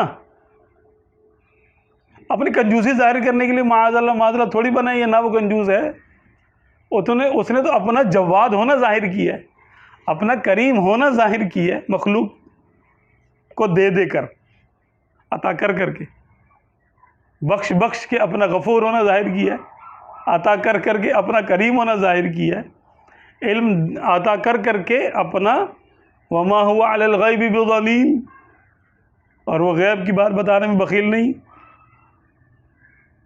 خدا کو لیں تو وہ بھی، رسول کو لیں تو وہ بھی۔ زمین و آسمان کا ہر ذرہ ہر نبی کے پیش نظر ہے، مگر یہ علم غیب جو ان کو ہے اللہ عز و جل کے دیے سے ہے، یعنی اللہ نے دیا ہے، خود بخود نہیں ہے، لہٰذا ان کا علم عطائی ہوا، اور علم عطائی اللہ کے لیے محال ہے۔ اللہ کو عطائی علم ہو سکتا ہے، یعنی اس کو بھی کسی نے دیا ہو، تو دونوں کا علم برابر نہیں ہوا نا، مخلوق کا عطائی اور اس کا ذاتی، اور ذاتی اور عطائی کا زمین و آسمان سے بھی زیادہ فرق ہے۔ اس میں یہ کہ زمین و آسمان کا ہر ذرہ نبی کے پیش نظر ہے، ہر نبی کے، ہر نبی کے پیش نظر، یہ تو کچھ ہے ہی نہیں۔ ارے زمین کتنی بڑی ہے، اتنی منی سی تو ہے۔ اسپیس کے بارے میں کوئی آپ ایک ڈاکومنٹری دیکھ لیں تو زمین کیا ہے، ذرہ بھی نہیں ہے۔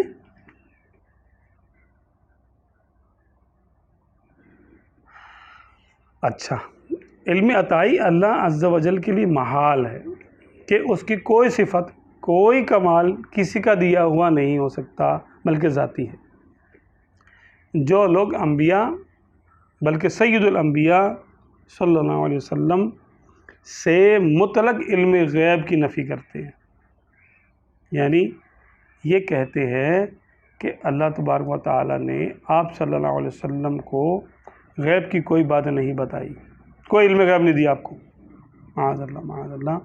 وہ قرآن پاک کی اس آیت کے مصداق ہیں، افتؤمنون ببعض الکتاب وتکفرون ببعض، یعنی قرآن عظیم کی بعض آیتیں مانتے ہو اور بعض کے ساتھ کفر کرتے ہو۔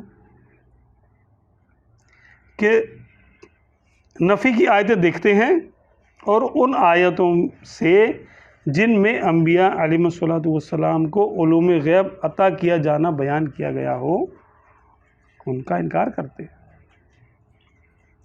حالانکہ نفی یعنی اللہ عز و جل کے سوا کوئی غیب نہیں جانتا، یہ آیت بھی حق ہے، اور اللہ نے بے شمار غیوب اپنے نبیوں کو عطا کیے، یہ آیت بھی حق ہے۔ تو ہمارا تو دونوں پر ایمان ہے سنیوں کا۔ تو جو ایک مانتا ہے کہ غیب اللہ ہی جانتا ہے، دوسرا نہیں جانتا، تو وہ آدھی آیت اس نے مانی اور اس نے جو ہے نا باقی کا انکار کر دیا، باقی کا اس نے کفر کیا۔ حالانکہ نفی و اثبات دونوں حق ہے، کہ نفی علم ذاتی کی ہے کہ وہ یہ خاصہ الوہیت ہے کہ خدا ہونے کی شان ہے کہ اس کی ہر چیز ذاتی ہے، اور باقی کسی کی کوئی چیز ذاتی نہیں ہے، سب عطائی ہے، اللہ نے عطا کی ہے اس کو تو وجود بھی ذاتی نہیں ہے۔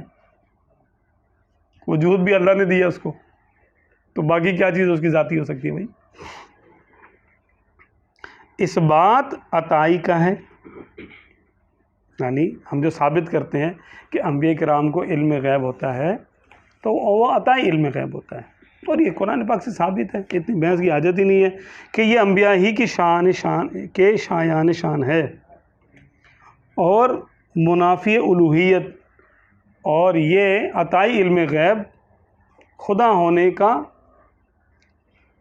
کے شان کے لائق نہیں ہے، کہ کسی کو علم یعنی عطا ہونا اللہ کی شان کے لائق نہیں ہے کہ اللہ کو کوئی علم عطا کرے، نہیں، اللہ کو کون علم عطا کرے گا؟ اور یہ کہنا کہ ہر ذرے کا علم نبی کے لیے مانا جائے تو خالق و مخلوق میں مساوات لازم آ جائے گی، باطل محض ہے، اس کی کوئی حقیقت نہیں کہ مساوات یعنی برابری تو جب لازم آئے کہ اللہ عز و جل کے لیے بھی اتنا ہی علم ثابت کیا جائے، اور یہ نہ کہے گا مگر کافر۔ ذرات عالم متناہی ہے، یعنی کائنات کا جتنی بھی بڑی ہو یہ محدود ہے، اور اس کا علم غیر متناہی، اللہ کا علم جو ہے وہ کیا ہے؟ غیر متناہی، ورنہ جہل لازم آئے گا، اور یہ محال کہ خدا جہل سے پاک ہے۔ نیز ذاتی و عطائی کا فرق بیان کرنے پر بھی مساوات کا الزام دے دینا صراحتاً ایمان و اسلام کے خلاف ہے، کہ جب ہم کہتے ہیں کہ اللہ کا علم ذاتی ہے اور جو کچھ علم انبیاء کرام کو ہے اس کے علم کے مقابلے میں کچھ علم، اگرچہ وہ علم بڑا عظیم الشان ہے دیگر مخلوق کے مقابلے میں، سمندروں سے بھی زیادہ ہے، لیکن اللہ کے علم کے سامنے وہ کچھ ہے، وہ کچھ علم اللہ نے ان کو دیا ہے، تو اللہ کا علم ذاتی ہے اور مخلوق کا عطائی۔ تو کوئی یہ اگر کہہ دے کہ یہ تو تم نے برابر کر دیا، اللہ بھی غیب جانتا ہے وہ بھی جانتا ہے، تو یہ ایسے نہیں ہے برابر، یہ تم بات کہہ رہے ہو تو یہ دین و ایمان کے خلاف ہے یہ بات۔ ہم نے کب کہا کہ ایسے برابر ہیں؟ ایک نے دیا اور ایک نے لیا، تو دونوں برابر کیسے ہو گئے؟ تو یہ عطا کو بھی انکار کرتے ہیں، عطا کا انکار تو کفر ہے، اگر عطا کا انکار کر دیں تو اس آیت کا انکار آ جائے گا، وَلَٰكِنَّ اللَّهَ يَجْتَبِي مِن رُسُلِهِ مَن يَشَاءُ، لیکن اللہ جس کو چاہتا ہے علم غیب عطا کرتا ہے اپنے رسولوں میں سے۔ مگر یہ غیب کا انکار کر رہے ہیں تو اس کا مطلب تو یہ بھی ہوا نا کہ عطا کا انکار کر رہے ہیں۔ ہاں، اگر عطا کا انکار کریں گے تو نہیں، عطا کا انکار نہیں کر رہے، جیسے غیب کا انکار کر رہے ہیں کچھ، کفر ہو جائے گا۔ تو یہاں پہ یہی ہو رہا ہے، جی، یہی ہو رہا یہ لوگ جو دوسرے لوگ کر رہے ہیں وہ یہی کر رہے ہیں۔ ہے، جی جی جی یہی۔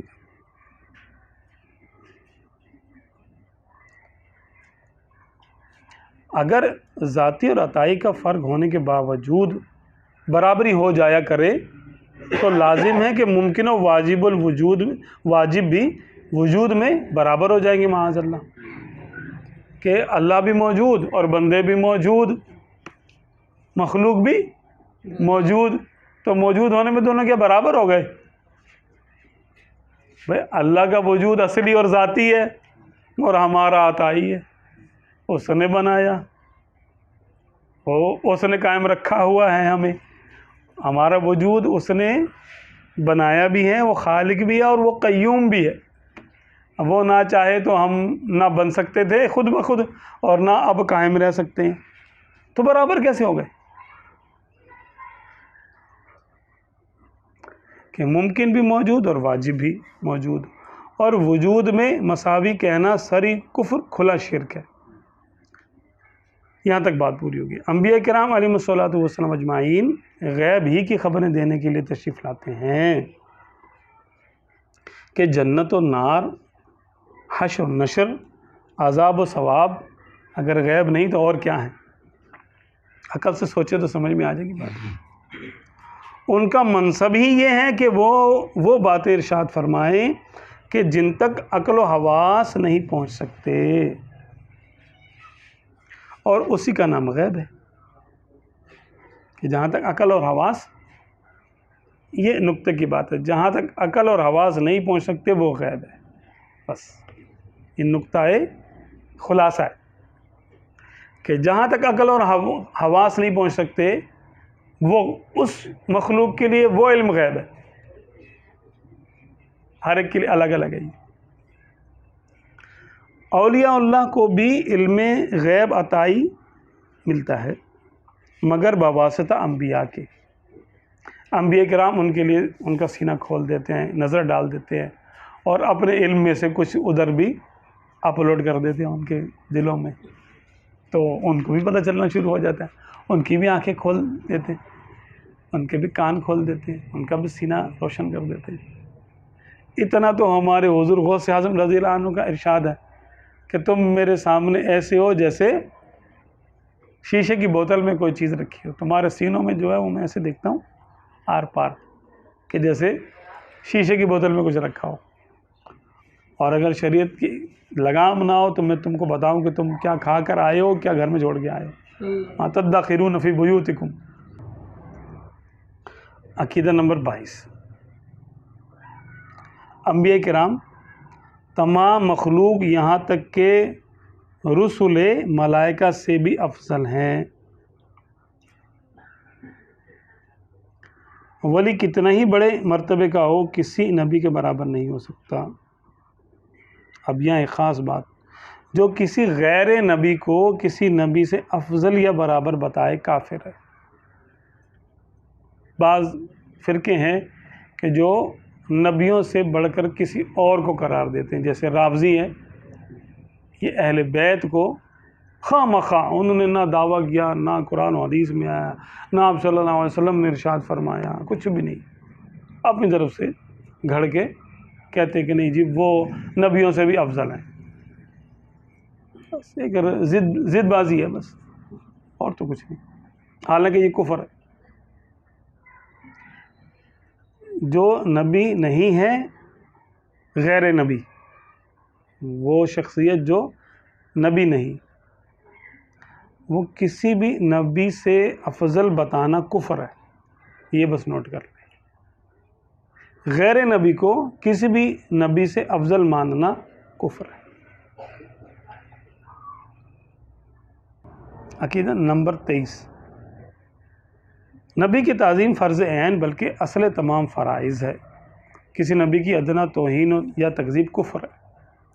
بالکل واضح ہے یہ تو بات کہ ان کی تعظیم ہی تو ایمان ہے بھائی۔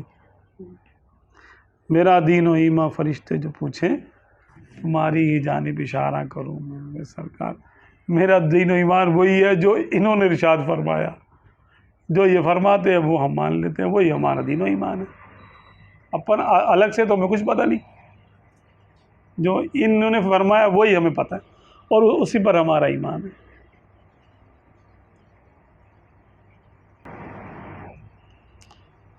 عقیدہ نمبر 24، حضرت آدم علیہ السلام سے ہمارے حضور سید عالم صلی اللہ تعالی علیہ وآلہ وسلم تک اللہ تعالی نے بہت سے نبی بھیجے۔ بعض کا صریح یعنی واضح ذکر قرآن پاک میں ہے اور بعض کا نہیں، جن کے اسماء طیبہ بالتصریح یعنی نام لے کر بیان ہوئے ہیں قرآن پاک میں، وہ یہ ہیں: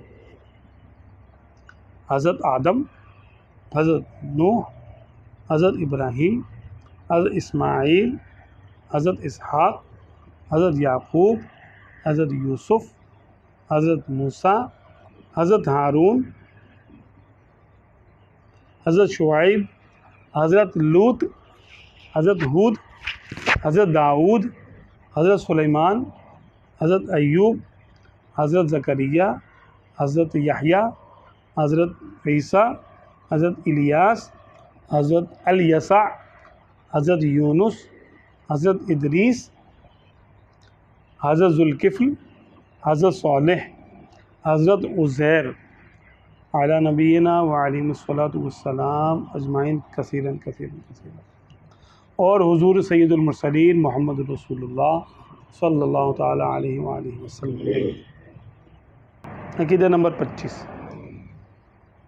حضرت آدم علیہ السلام کو اللہ تعالیٰ نے بے ماں باپ کی مٹی سے پیدا کیا اور اپنا خلیفہ کیا، اور تمام اسماء و مسمیات کا علم دیا۔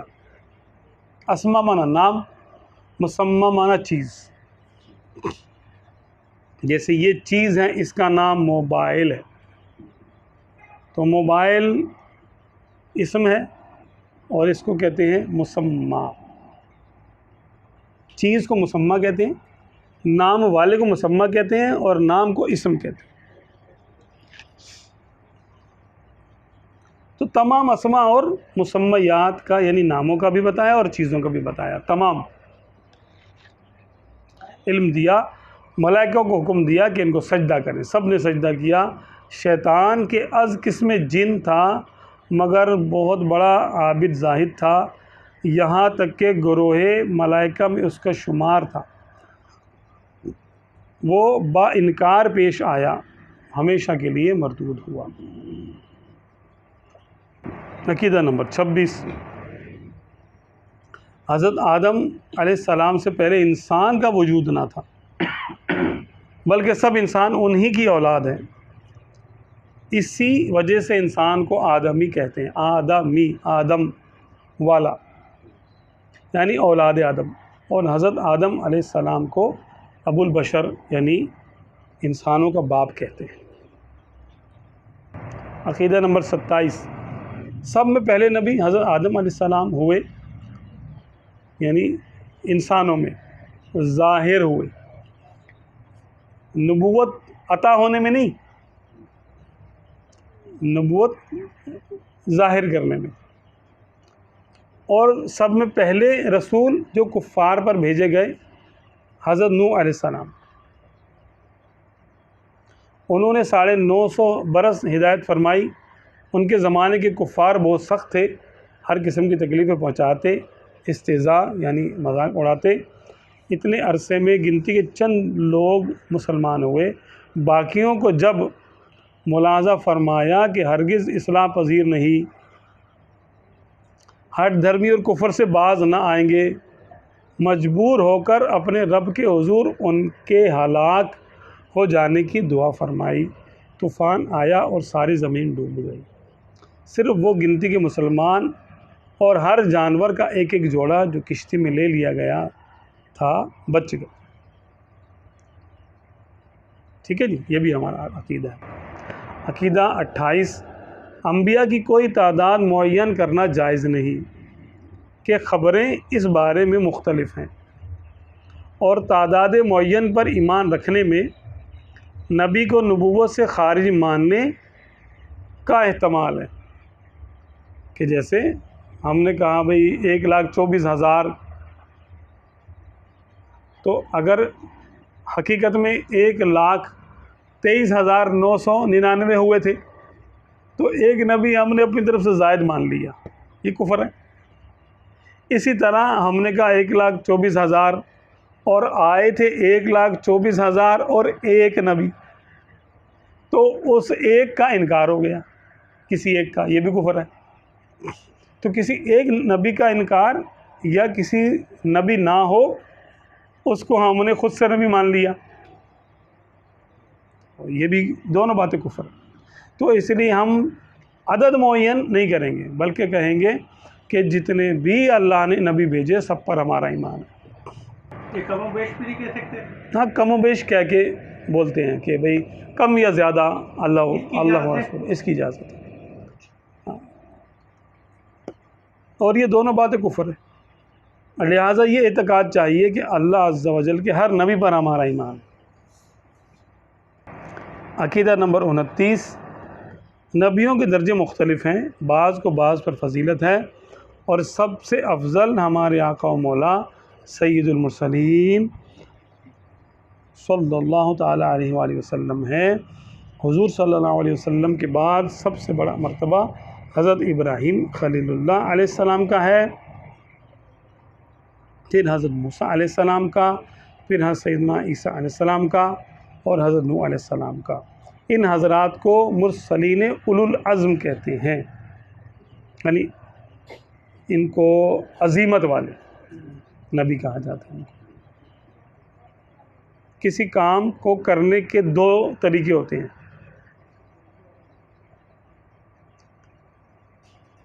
ایک ہوتا ہے کہ A1 گریڈ میں اس کام کو کیا جائے.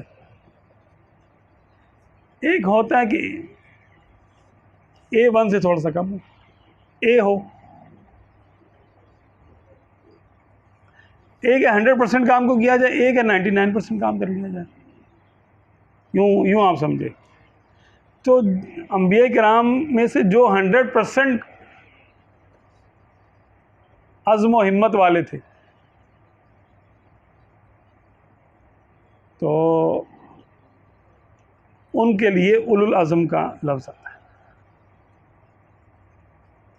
اور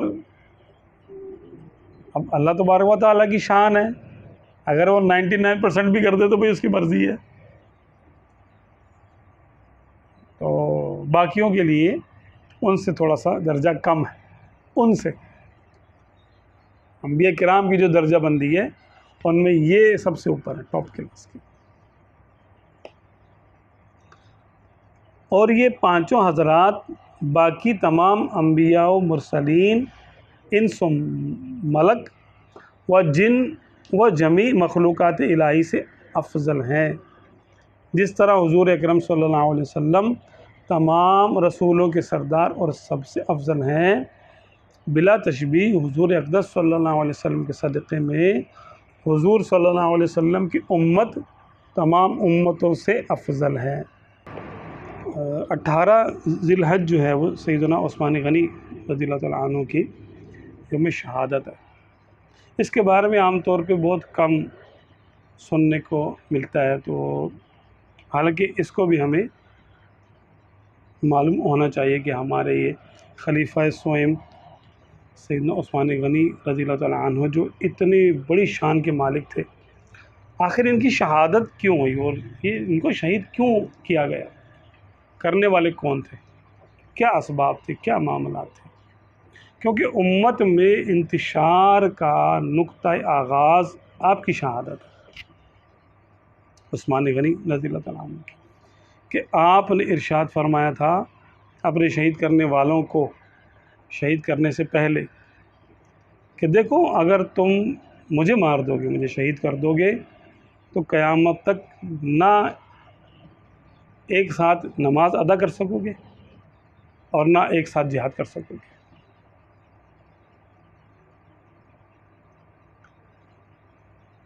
آپ رضی اللہ تعالیٰ عنہ تو سیدنا یعنی عمر فاروق اعظم یعنی رضی اللہ عنہ کے بعد شورا نے آپ کو منتخب کیا تھا, تو آپ نے 12 سال حکومت فرمائی. 12 سال میں آپ نے عظیم الشان کارنامے انجام دیا, جن میں ملکوں کی فتح کرنا تو یعنی جو نا فتوحات تو ہیں آپ کی بے شمار. جن میں سے ایک یہ بھی ہے کہ آپ نے قرآن پاک کو ایک طریقے سے پڑھنے کو رائج کیا. قراءات جو ہیں وہ قریش والی آپ نے حجازی اس کو جو نا آپ نے رائج کیا کہ سرکاری طریقے سے وہی جو ہے یعنی لہجہ ہونا چاہیے, اسی کو یعنی ہونا چاہیے جو کہ آپ صلی اللہ علیہ وسلم کا لہجہ تھا, قریشی لہجہ, حجازی لہجہ. اسی پر قراءت پر آپ رضی اللہ تعالیٰ عنہ نے قوم کو جمع کیا, تو آپ کو جامع القرآن بھی کہا جاتا ہے. سرکار عالم صلی اللہ علیہ وسلم کے تو آپ رضی اللہ تعالیٰ عنہ اتنے قریب تھے, فرماتے ہیں اگر میری 40 بیٹیاں بھی ہوتی تو میں ایک ایک کر کے سب کو عثمان کے نکاح میں دیتا. ذو النورین تو آپ ہیں ہی, اور اگر یعنی اس کو دیکھیں تو آپ کے لیے 40 تک کا سرکار عالم صلی اللہ علیہ وسلم نے ارشاد فرمایا.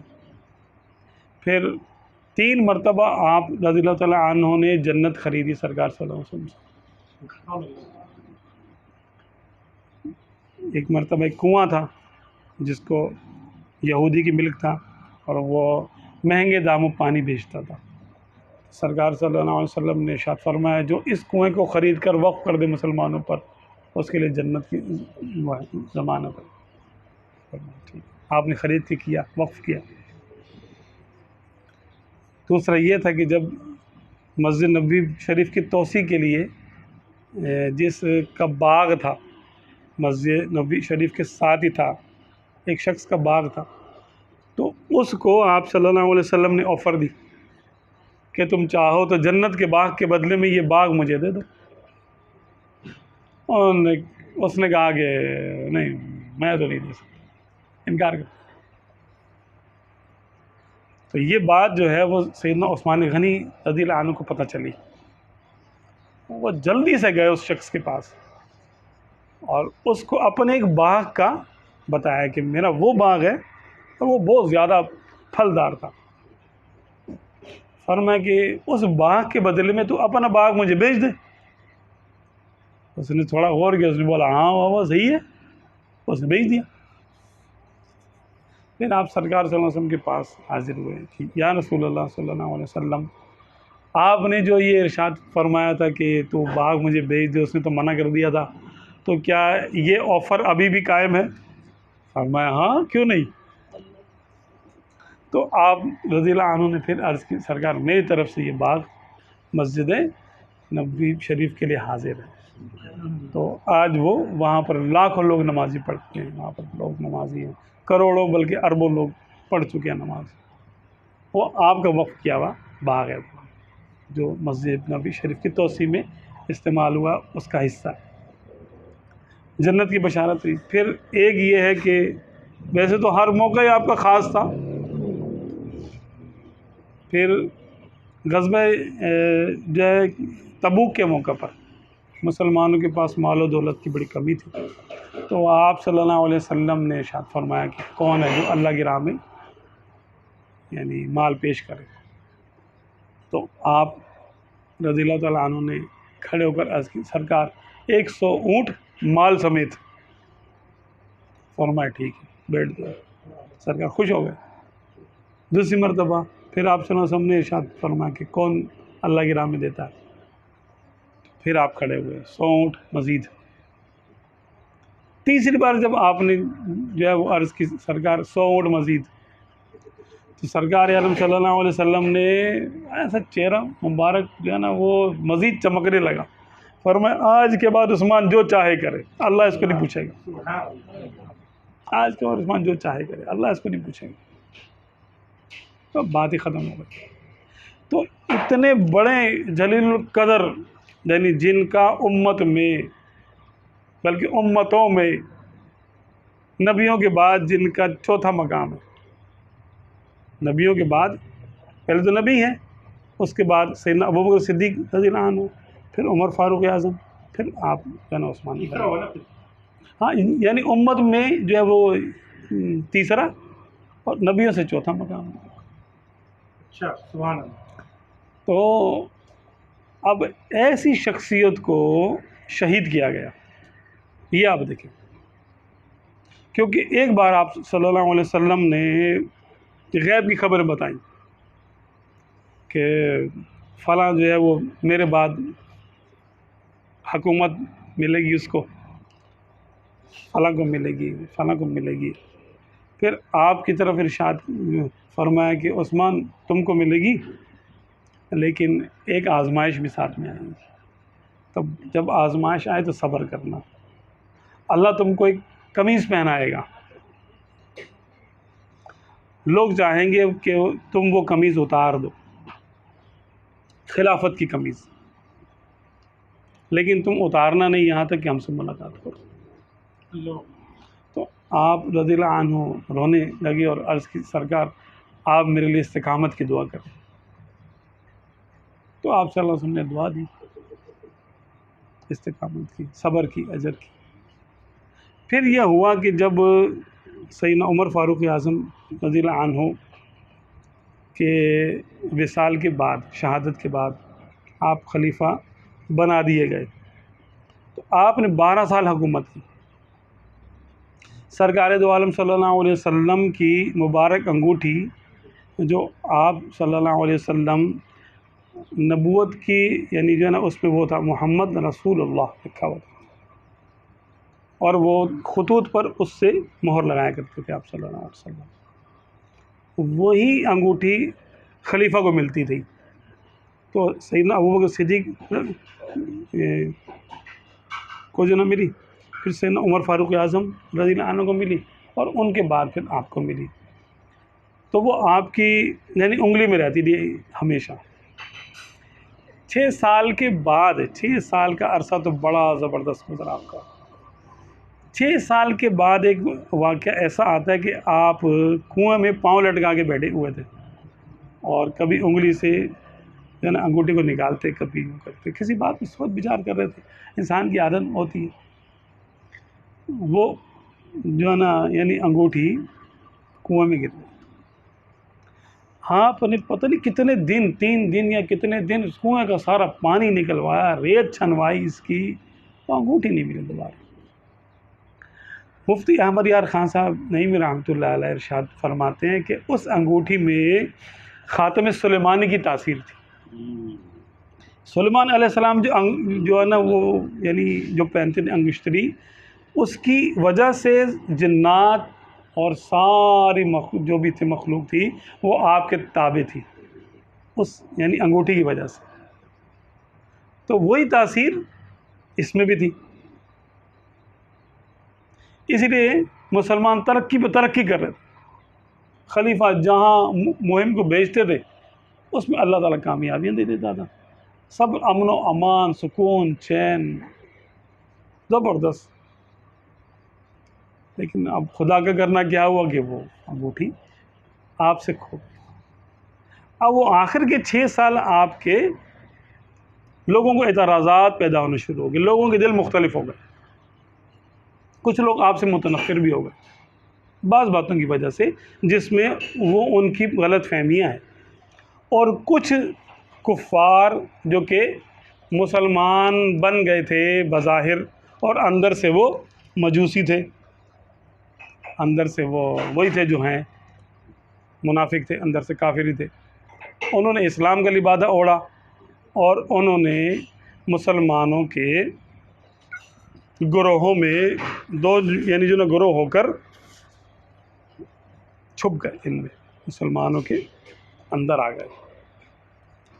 کچھ جو ہیں وہ سیدنا مولا علی کرم اللہ تعالی وجہ الکریم کے فضائل و مناقب کو بڑھا چڑھا کر بیان کرنا شروع کر دیا. کچھ نہیں. اور کچھ جو ہیں وہ ملک شام میں امیر معاویہ رضی اللہ عنہ کے لشکر میں شامل ہو گئے. اب دونوں طرف ایک ہی تھنک ٹینک کے لوگ تھے، باقاعدہ سازش کر کے ان میں وہ شریک ہوئے. اور وہ بار بار عثمان غنی رضی اللہ عنہ کے کاموں پہ تنقید کرنا شروع کر دیا. ان کے بارے میں تاریخ میں آتا کہ وہ بڑے شرری لوگ بھی اس میں تھے، یعنی یہ لوگ جن کو بلوائی کہا جاتا ہے، بلوا کرنے والے. تو یہ لوگ بار بار آتے اور کبھی کچھ کہتے، کبھی کچھ کہتے، کبھی کچھ کہتے. ایک بار یہ آ گئے کہ بھئی ہم کو ہمارا گورنر تبدیل کرو، گورنر چینج کرو، یہ ہمارے ساتھ صحیح نہیں چل رہا. تو آپ نے فرمایا کہ اچھا ٹھیک ہے، کس کو بنانا ہے گورنر؟ تو وہ جو نا یعنی ایک آدمی کو لے کر آئے تھے، بولا اس کو بنانا. آپ نے فرمایا ٹھیک ہے، لاؤ اس کے نام کا خط لکھ دیتا ہوں. آپ نے خط تحریر کیا موجودہ سٹنگ گورنر جو تھا اس کے نام کہ بھئی یہ خط لے کر آ رہے ہیں یہ لوگ سارے، تو ایسا کرو کہ تم سیٹ سے ہٹ جاؤ اور اس بندے کو میں نے گورنر بنا دیا. اچھا یہاں پر جو سازشی لوگ تھے انہوں نے کیا کیا کہ آپ کی انگوٹھی چرائی، آپ کا لیٹر ہیڈ وہ کیا لیا اور اس پہ آپ کے نام سے ایک جعلی خط لکھا گورنر کے نام کہ یہ لوگ آ رہے ہیں، ان سب کو قتل کر دو. اور پھر اس خط کو ایک آپ کے غلام کو بولا کہ تم یہ خط ایسے لے کر جاؤ کہ بظاہر چھپاؤ لیکن ان پہ ظاہر کر دینا، جو یہ جا رہے ہیں نا قافلے والے بلوائی، ان کے سامنے تم نے ایکسپوز ہو جانا کسی بھی طریقے سے. اچھا ایسے ہی ہوا کہ وہ لے کے جا رہا تھا خط اور وہ جان بوجھ کے قافلے والوں کی کبھی دائیں جا رہا ہے، کبھی بائیں، کبھی دائیں، کبھی بائیں، وہ آ رہا ہے. تو کافر والوں نے بولا بھائی یہ بندہ کون ہے، مشکوک سا ہے، اس کو روکو ذرا. اچھا کیونکہ پلاننگ سب کو معلوم تھی، سب جانتے تھے کہ اب کیا ہوگا، تو انہوں نے جو ہے اس کو جو ہے پکڑ لیا اور خط اس سے برآمد کر لیا. اور خط جب انہوں نے پڑھا تو واپس آئے وہ تلواریں سونت کے کہ تم تو ہم کو قتل کرنے کے لیے بھیج رہے ہو، قتل کروانے کے لیے بھیج رہے ہو، تم نے ہم سے کیا بات کی اور پیٹھ پیچھے کیا بات کی. جب وہ آئے اور آ کر جو ہے وہ خط جو ہے آپ کو دکھایا، آپ نے کہا یہ خط تو میرا نہیں ہے. کہا یہ اونٹنی آپ کی ہے؟ کہا اونٹنی میری ہے. غلام آپ کا ہے؟ غلام آپ کا ہے. لیٹر ہیڈ آپ کا ہے؟ لیٹر ہیڈ میرا ہے. فرمایا لیکن یہ میں نے لکھوایا نہیں ہے خط، یہ میرا نہیں ہے. کہا نہیں آپ ہی کا ہے. اب تو ہم آپ کا استعفیٰ لیے بغیر نہیں جائیں گے، آپ استعفیٰ دیں.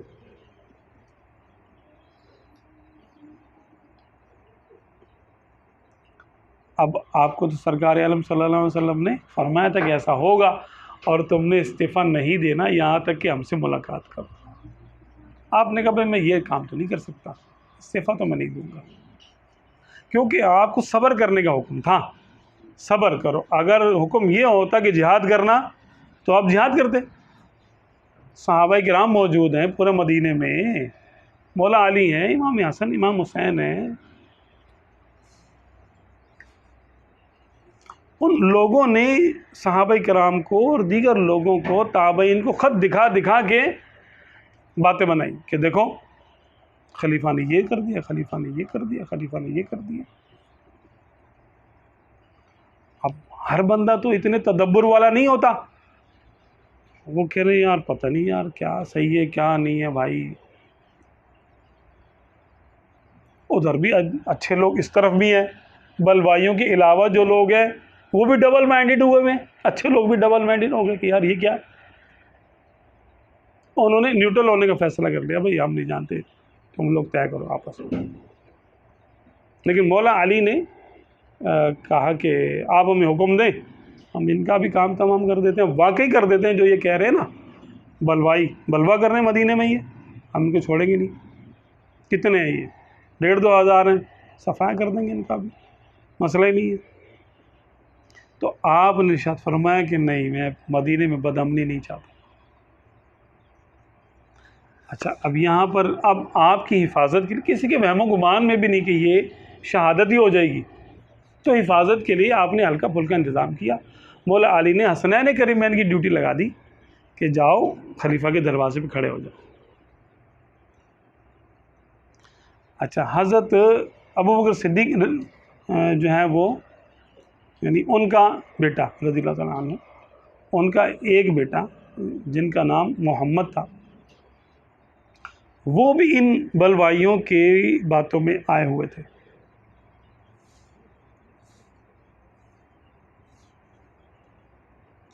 تو ان کو پالا تھا مولا علی نے، ان کو پالا تھا مولا علی نے. کوئی یہ تربیت انہی کی تھی، مولا علی کی تربیت میں تھی. تو کوئی آپ سے پوچھتا تھا کہ یہ کون ہے، یہ آپ کی اولاد میں سے تو نہیں، یہ کون ہے؟ فرمایا کہ بیٹا یعنی بیٹا تو یہ میرا ہے، لیکن پیدا ابو بکر کے گھر ہوا ہے. محمد ان کا نام تھا. بڑے آپ کے لاڈلے تھے وہ مولا علی کے. بلوائیوں نے ان پہ ہاتھ رکھا اور کہا کہ دیکھو عثمان معاذ اللہ، میں جیسے الفاظ ان کے الفاظ کو میں تو نہیں بول سکتا، یہ بڑے یعنی گستاخانہ الفاظ سے ان کے، کہ یہ دیکھو خلیفہ کو، کہ یہ خلیفہ بوڑھے بھی ہو گئے، ان کو چاہیے کہ یہ چھوڑ دیں اور تمہارے باپ کو بنا دیں، مولا علی کو بنا دیں خلیفہ، ان کو کیوں نہیں بناتے. یعنی صحابہ کرام کو آپس میں لڑوانے کی سازش تھی بلوائیوں کی. اور ہوا بھی کچھ یعنی اس سے ملتا جلتا ہی معاملہ ہوا کہ اس چیز کو پھر انہوں نے بعد میں استعمال کیا کہ 3 آدمی چھتوں پہ سے کود کے آ گئے اندر. اس سے پہلے 40 دن آپ کا پانی بند رہا. کتنے دن؟ اور وہ ان کنوؤں کا پانی بند رہا جو آپ انہیں خرید کے وقف کیے تھے. آپ فرماتے بھی تھے کہ دیکھو تمہارے سامنے میں نے سرکار عالم صلی اللہ علیہ وسلم سے جنت خریدی، یہ کنواں میں نے خریدا. سرکار نے فرمایا تھا نا صلی اللہ علیہ وسلم کہ جو اس کنویں کو خریدے گا اور یہ جو وقف کرے گا وہ جنتی ہے. کہنے لگے کہ ہاں. فرمایا کہ دیکھو تم نے گواہی دی کہ میں جنتی ہوں، اب تم مجھے شہید کرنا چاہتے ہو. آپ نے بڑے ان سے جو نا بات چیت کی، ڈائلاگ کیے، جیسے امام حسین نے کیے تھے کہ تم مجھے جانتے ہو میں کون ہوں.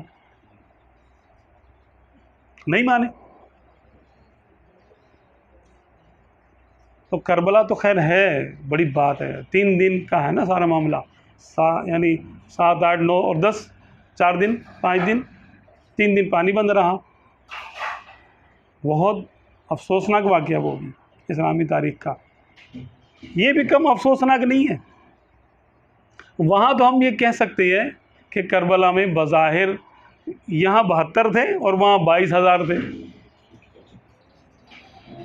اور یہاں تو مولا علی تھے عثمان غنی کے ساتھ، امام حسن امام حسین تھے مولا علی کے ساتھ رضی اللہ تعالیٰ عنہ اجمعین.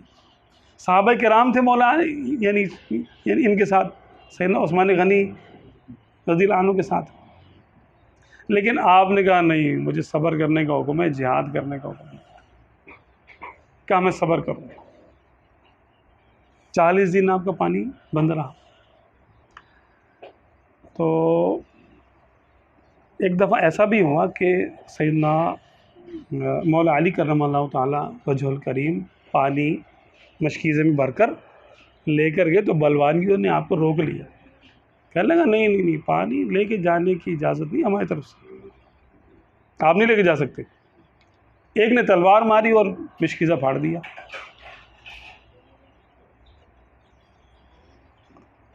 آپ نے ارشاد فرمایا کہ اگر یہ ہمارے خلیفہ ہمیں حکم دینا تو میں تم سب کے لیے صرف ایک میں ہی کافی ہوں بلوائیوں کے لیے، لیکن ہمیں تو اجازت ہی نہیں دے رہی ہے کچھ کرنے کی. واپس چلے گئے. آپ شہزادگان کو کھڑا کر دیا کہ تم اندر جو ہے وہ کسی کو نہیں جانے دینا اندر. تو انہوں نے کیا کیا کہ ادھر سے مولا علی کے یعنی لے پالک بیٹے جو کہ حضرت ابوبکر صدیق رضی اللہ عنہ کے بیٹے تھے، محمد بن ابو بکر، ان کو اور 2 آدمی اور انہوں نے چھتیں ٹاپی. 40ویں دن وہ آ گئے، گھر میں کود گئے اور آپ کو شہید کرنے کے ارادے سے آئے. تو جیسے ہی حضرت عثمان غنی رضی اللہ عنہ نے ان کو دیکھا، محمد بن ابو بکر رضی اللہ عنہ کو دیکھا، کہا کہ بیٹا اگر تمہارا باپ تمہیں یہاں دیکھتا تو ناراض ہوتا کہ تم یہ کام کرنے کے لیے آئے ہو. تو وہ ایک دم وہ نا گھبرا کے پیچھے ہٹ گئے. ان کو ہٹتا دیکھ کر باقی 2 نے، ایک شامی تھا اور ایک مصری تھا، اس نے آپ کی لاٹھی بھی توڑی، عصا بھی آپ کا توڑا. آپ پر اس نے ایک نے جو وار کیا تو آپ رضی اللہ عنہ کی زوجہ حضرت نائلہ وہ وہاں موجود تھی. انہوں نے ہاتھ آگے کیا تو ان کا ہاتھ کی نا انگلیاں کٹ کے گر گئی نیچے. پھر دوسرے نے آپ پر وار کیا تو آپ کا خون مبارک جو ہے وہ یعنی جو نا تلاوت قرآن آپ فرما رہے تھے، سورہ بقرہ کا جو پہلا پارہ ہے اس کی یہ آیت فَسَيَكْفِيكَهُمُ اللَّهُ وَهُوَ السَّمِيعُ الْعَلِيمُ، اس آیت پر آپ کا خون مبارک گرا. وہ نسخہ قرآن پاک کا آج بھی ترکی میں توپ کاپی میوزیم میں محفوظ ہے. یہاں سے کیا ہوا کہ سارا الزام جو ہے وہ مولا علی پہ آ گیا. ان لوگوں نے لگا دیا بلوائیوں نے، اور کہا کہ دیکھو معاذ اللہ یہ شہادت جو کروائی ہے وہ علی نے کروائی، کیونکہ گھر کے دروازوں پہ دونوں بیٹوں کو کھڑا کیا ہوا تھا اور تیسرا اوپر سے آیا، منہ بولا بیٹا. تو یہ کام کسی اور کا ہو نہیں سکتا. یہ بات کہاں جا کے بولی؟ امیر معاویہ رضی اللہ عنہ شام میں. کٹی ہوئی انگلیاں نہیں ان کی حضرت نائلہ کی، اور آپ رضی اللہ عنہ کا خون آلود کرتا لیا اور وہاں چلے گئے. شام جا کے بولا کہ آپ کے پھوپھی کے بیٹے کو علی نے شہید کروا دیا. بلوائی جو تھے ان میں مولا علی کے وہ جو بظاہر وہ تھے مددگار، یعنی محبان علی، ان کا بڑا ہاتھ تھا. آپ کی بعد میں جو آپ کی فوج میں شامل ہو گئے، جب آپ نے خلافت کی بیعت کر لی تو یہ فوج میں شامل ہو گئے سارے کے سارے بلوائی سردار.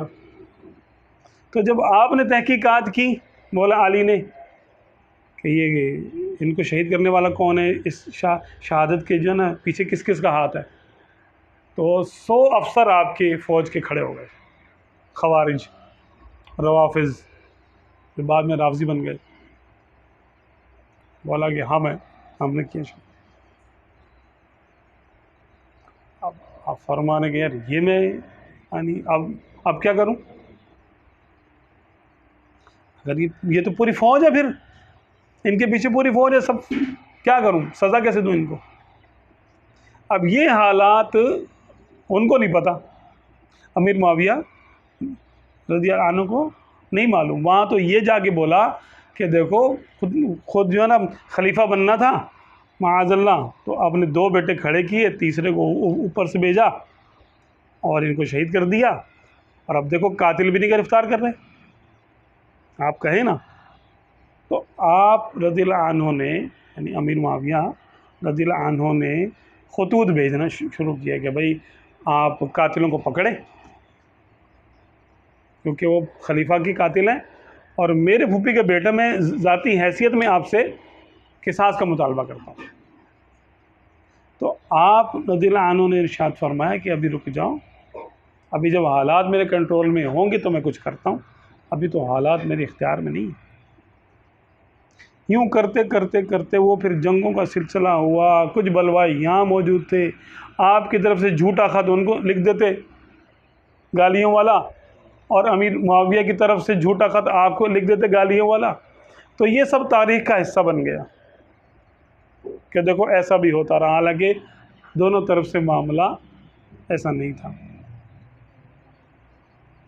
تو سیدنا عثمان غنی رضی اللہ عنہ کی جو شہادت ہے وہ اسلام کا سب سے افسوسناک واقعہ اگر کہا جائے نا اتفاق اور انتشار کے لحاظ سے، تو یہ ہمارا ٹرننگ پوائنٹ ہے. امت کا زوال یہاں سے شروع ہوا. سب سے مظلوم صحابی بھی ان کو کہا گیا، سب سے مظلوم صحابی، اس لحاظ سے کہ صبر آپ کا اتنا کہ آپ کے ہاتھ میں تلوار، آپ خلیفہ، مسلمانوں کی فوج موجود، مولا علی آپ کے ساتھ، ایک ہی کافی ہے، حسنین کریمین آپ کے ساتھ، کوئی آپ بے بس نہیں تھے، اپنے گھر میں محصور. لیکن مدینے کا ادب کہ یہاں پر میں نہیں چاہتا میرے نام پر مسلمانوں کی تلواریں ٹکرائیں آپس میں، میرے نام پر، اور یہاں پر خون بہے. آپ نے شہادت قبول کر لی، معلوم تھا کہ اب کیا ہوگا، اب مجھے شہید کیا جائے گا نا، تو بات ٹھیک، ایک دن تو ہے. تو یہ ان کا حلم دیکھیں، ان کی حیا، ان کی سخاوت دیکھیں، یہ تو ہمیں معلوم ہے. صبر بھی دیکھیں ان کا، اور با اختیار صبر دیکھیں کہ آپ اشارہ بھی کریں تو سب کی گردن اتار کے رکھ دیں. مولا علی جو ہے انہوں نے اکیلے خیبر فتح کیا، تو یہ وہی تو تھے مولا علی جو لاکھوں کی فوج پہ بھاری، ان کی ہیبت ہی بہت ہے. چہ جائے کہ ساتھ میں حسنین کریمین بھی ہیں، دیگر صحابہ کرام بھی ہیں. آپ نہیں بول رہے کہ تم کچھ کرو، میری خاطر کچھ کرو. بلکہ ان کو خاموش کر رہے ہیں، بھائی تم نے کچھ نہیں کرنا، میرا حکم ہے، تم نے کچھ نہیں کرنا، میرا حکم ہے، تم نے کچھ نہیں کرنا۔ اس سے زیادہ مظلومانہ شہادت کیا ہو سکتی ہے، اور اس سے زیادہ صبر والی شہادت کیا ہو سکتی ہے؟ یہ طاقت کے باوجود ہم ہاں ہاں، لیکن دیکھیے ہماری قوم کو جو دوسرے یاد کراتے ہیں وہ یاد رہ جاتی ہے بات، اپنی تاریخ نہیں یاد رہتی۔ عثمان غنی رضی اللہ عنہ کی تاریخ تو وہ تاریخ ہے کہ یہ تو نقطہ آغاز ہے کربلا کا۔ اہل حق ایسے ہی شہید ہوتے رہے، اس کے بعد کربلا اول ہوئی، پھر کربلا ثانیہ بھی ہوئی، یعنی حسنین کریمین دونوں شہید ہوئے، اس کے بعد ہی بلوائیوں نے کیا نا۔ پھر یہاں سے پھر وہ روافض بھی شروع اور خوارج بھی شروع، اور مولا علی کی پھر جنگیں آگے، آپس میں مسلمانوں کی آپس میں جنگیں، بس وہ افتراق اور انتشار وہ اب قیامت تک چلے گا، اب وہ بند ہونے والا نہیں۔ انہوں نے جو کہا تھا وہ ایسا ہوا، سیدنا عثمان ایسے ہی ہے، دیکھیں آج ایسا ہے کہ نہیں ہے، ملکوں سے جنگیں ہوئی ہیں عقیدے کی بنیاد پہ۔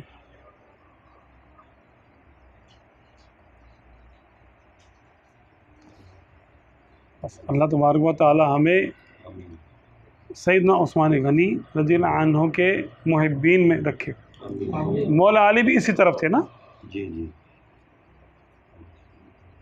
اللہ تعالی ہمیں ان کے بارگاہ، کیونکہ کچھ لوگ ہیں جو ان پر جھوٹے الزامات لگاتے ہیں، اور ان کی ان تمام باتوں کے باوجود توہین کرنے سے باز نہیں آتے۔ وہ ملعون ہیں، وہ لوگ وہ مردود ہیں، ملعون ہیں، لعنت زدہ، جہنم کے کتے۔ اللہ تعالیٰ ان کی شر سے ہمیں بچائے۔ آمین۔ ان کے شہید کرنے والوں کو کیا کہیں گے؟ ملعون ہے، معلوم کہیں گے؟ ہاں ملعون ہے۔ جو ایک صحابی کی توہین کر دے، اذا ذکر اصحابی فامسکوا،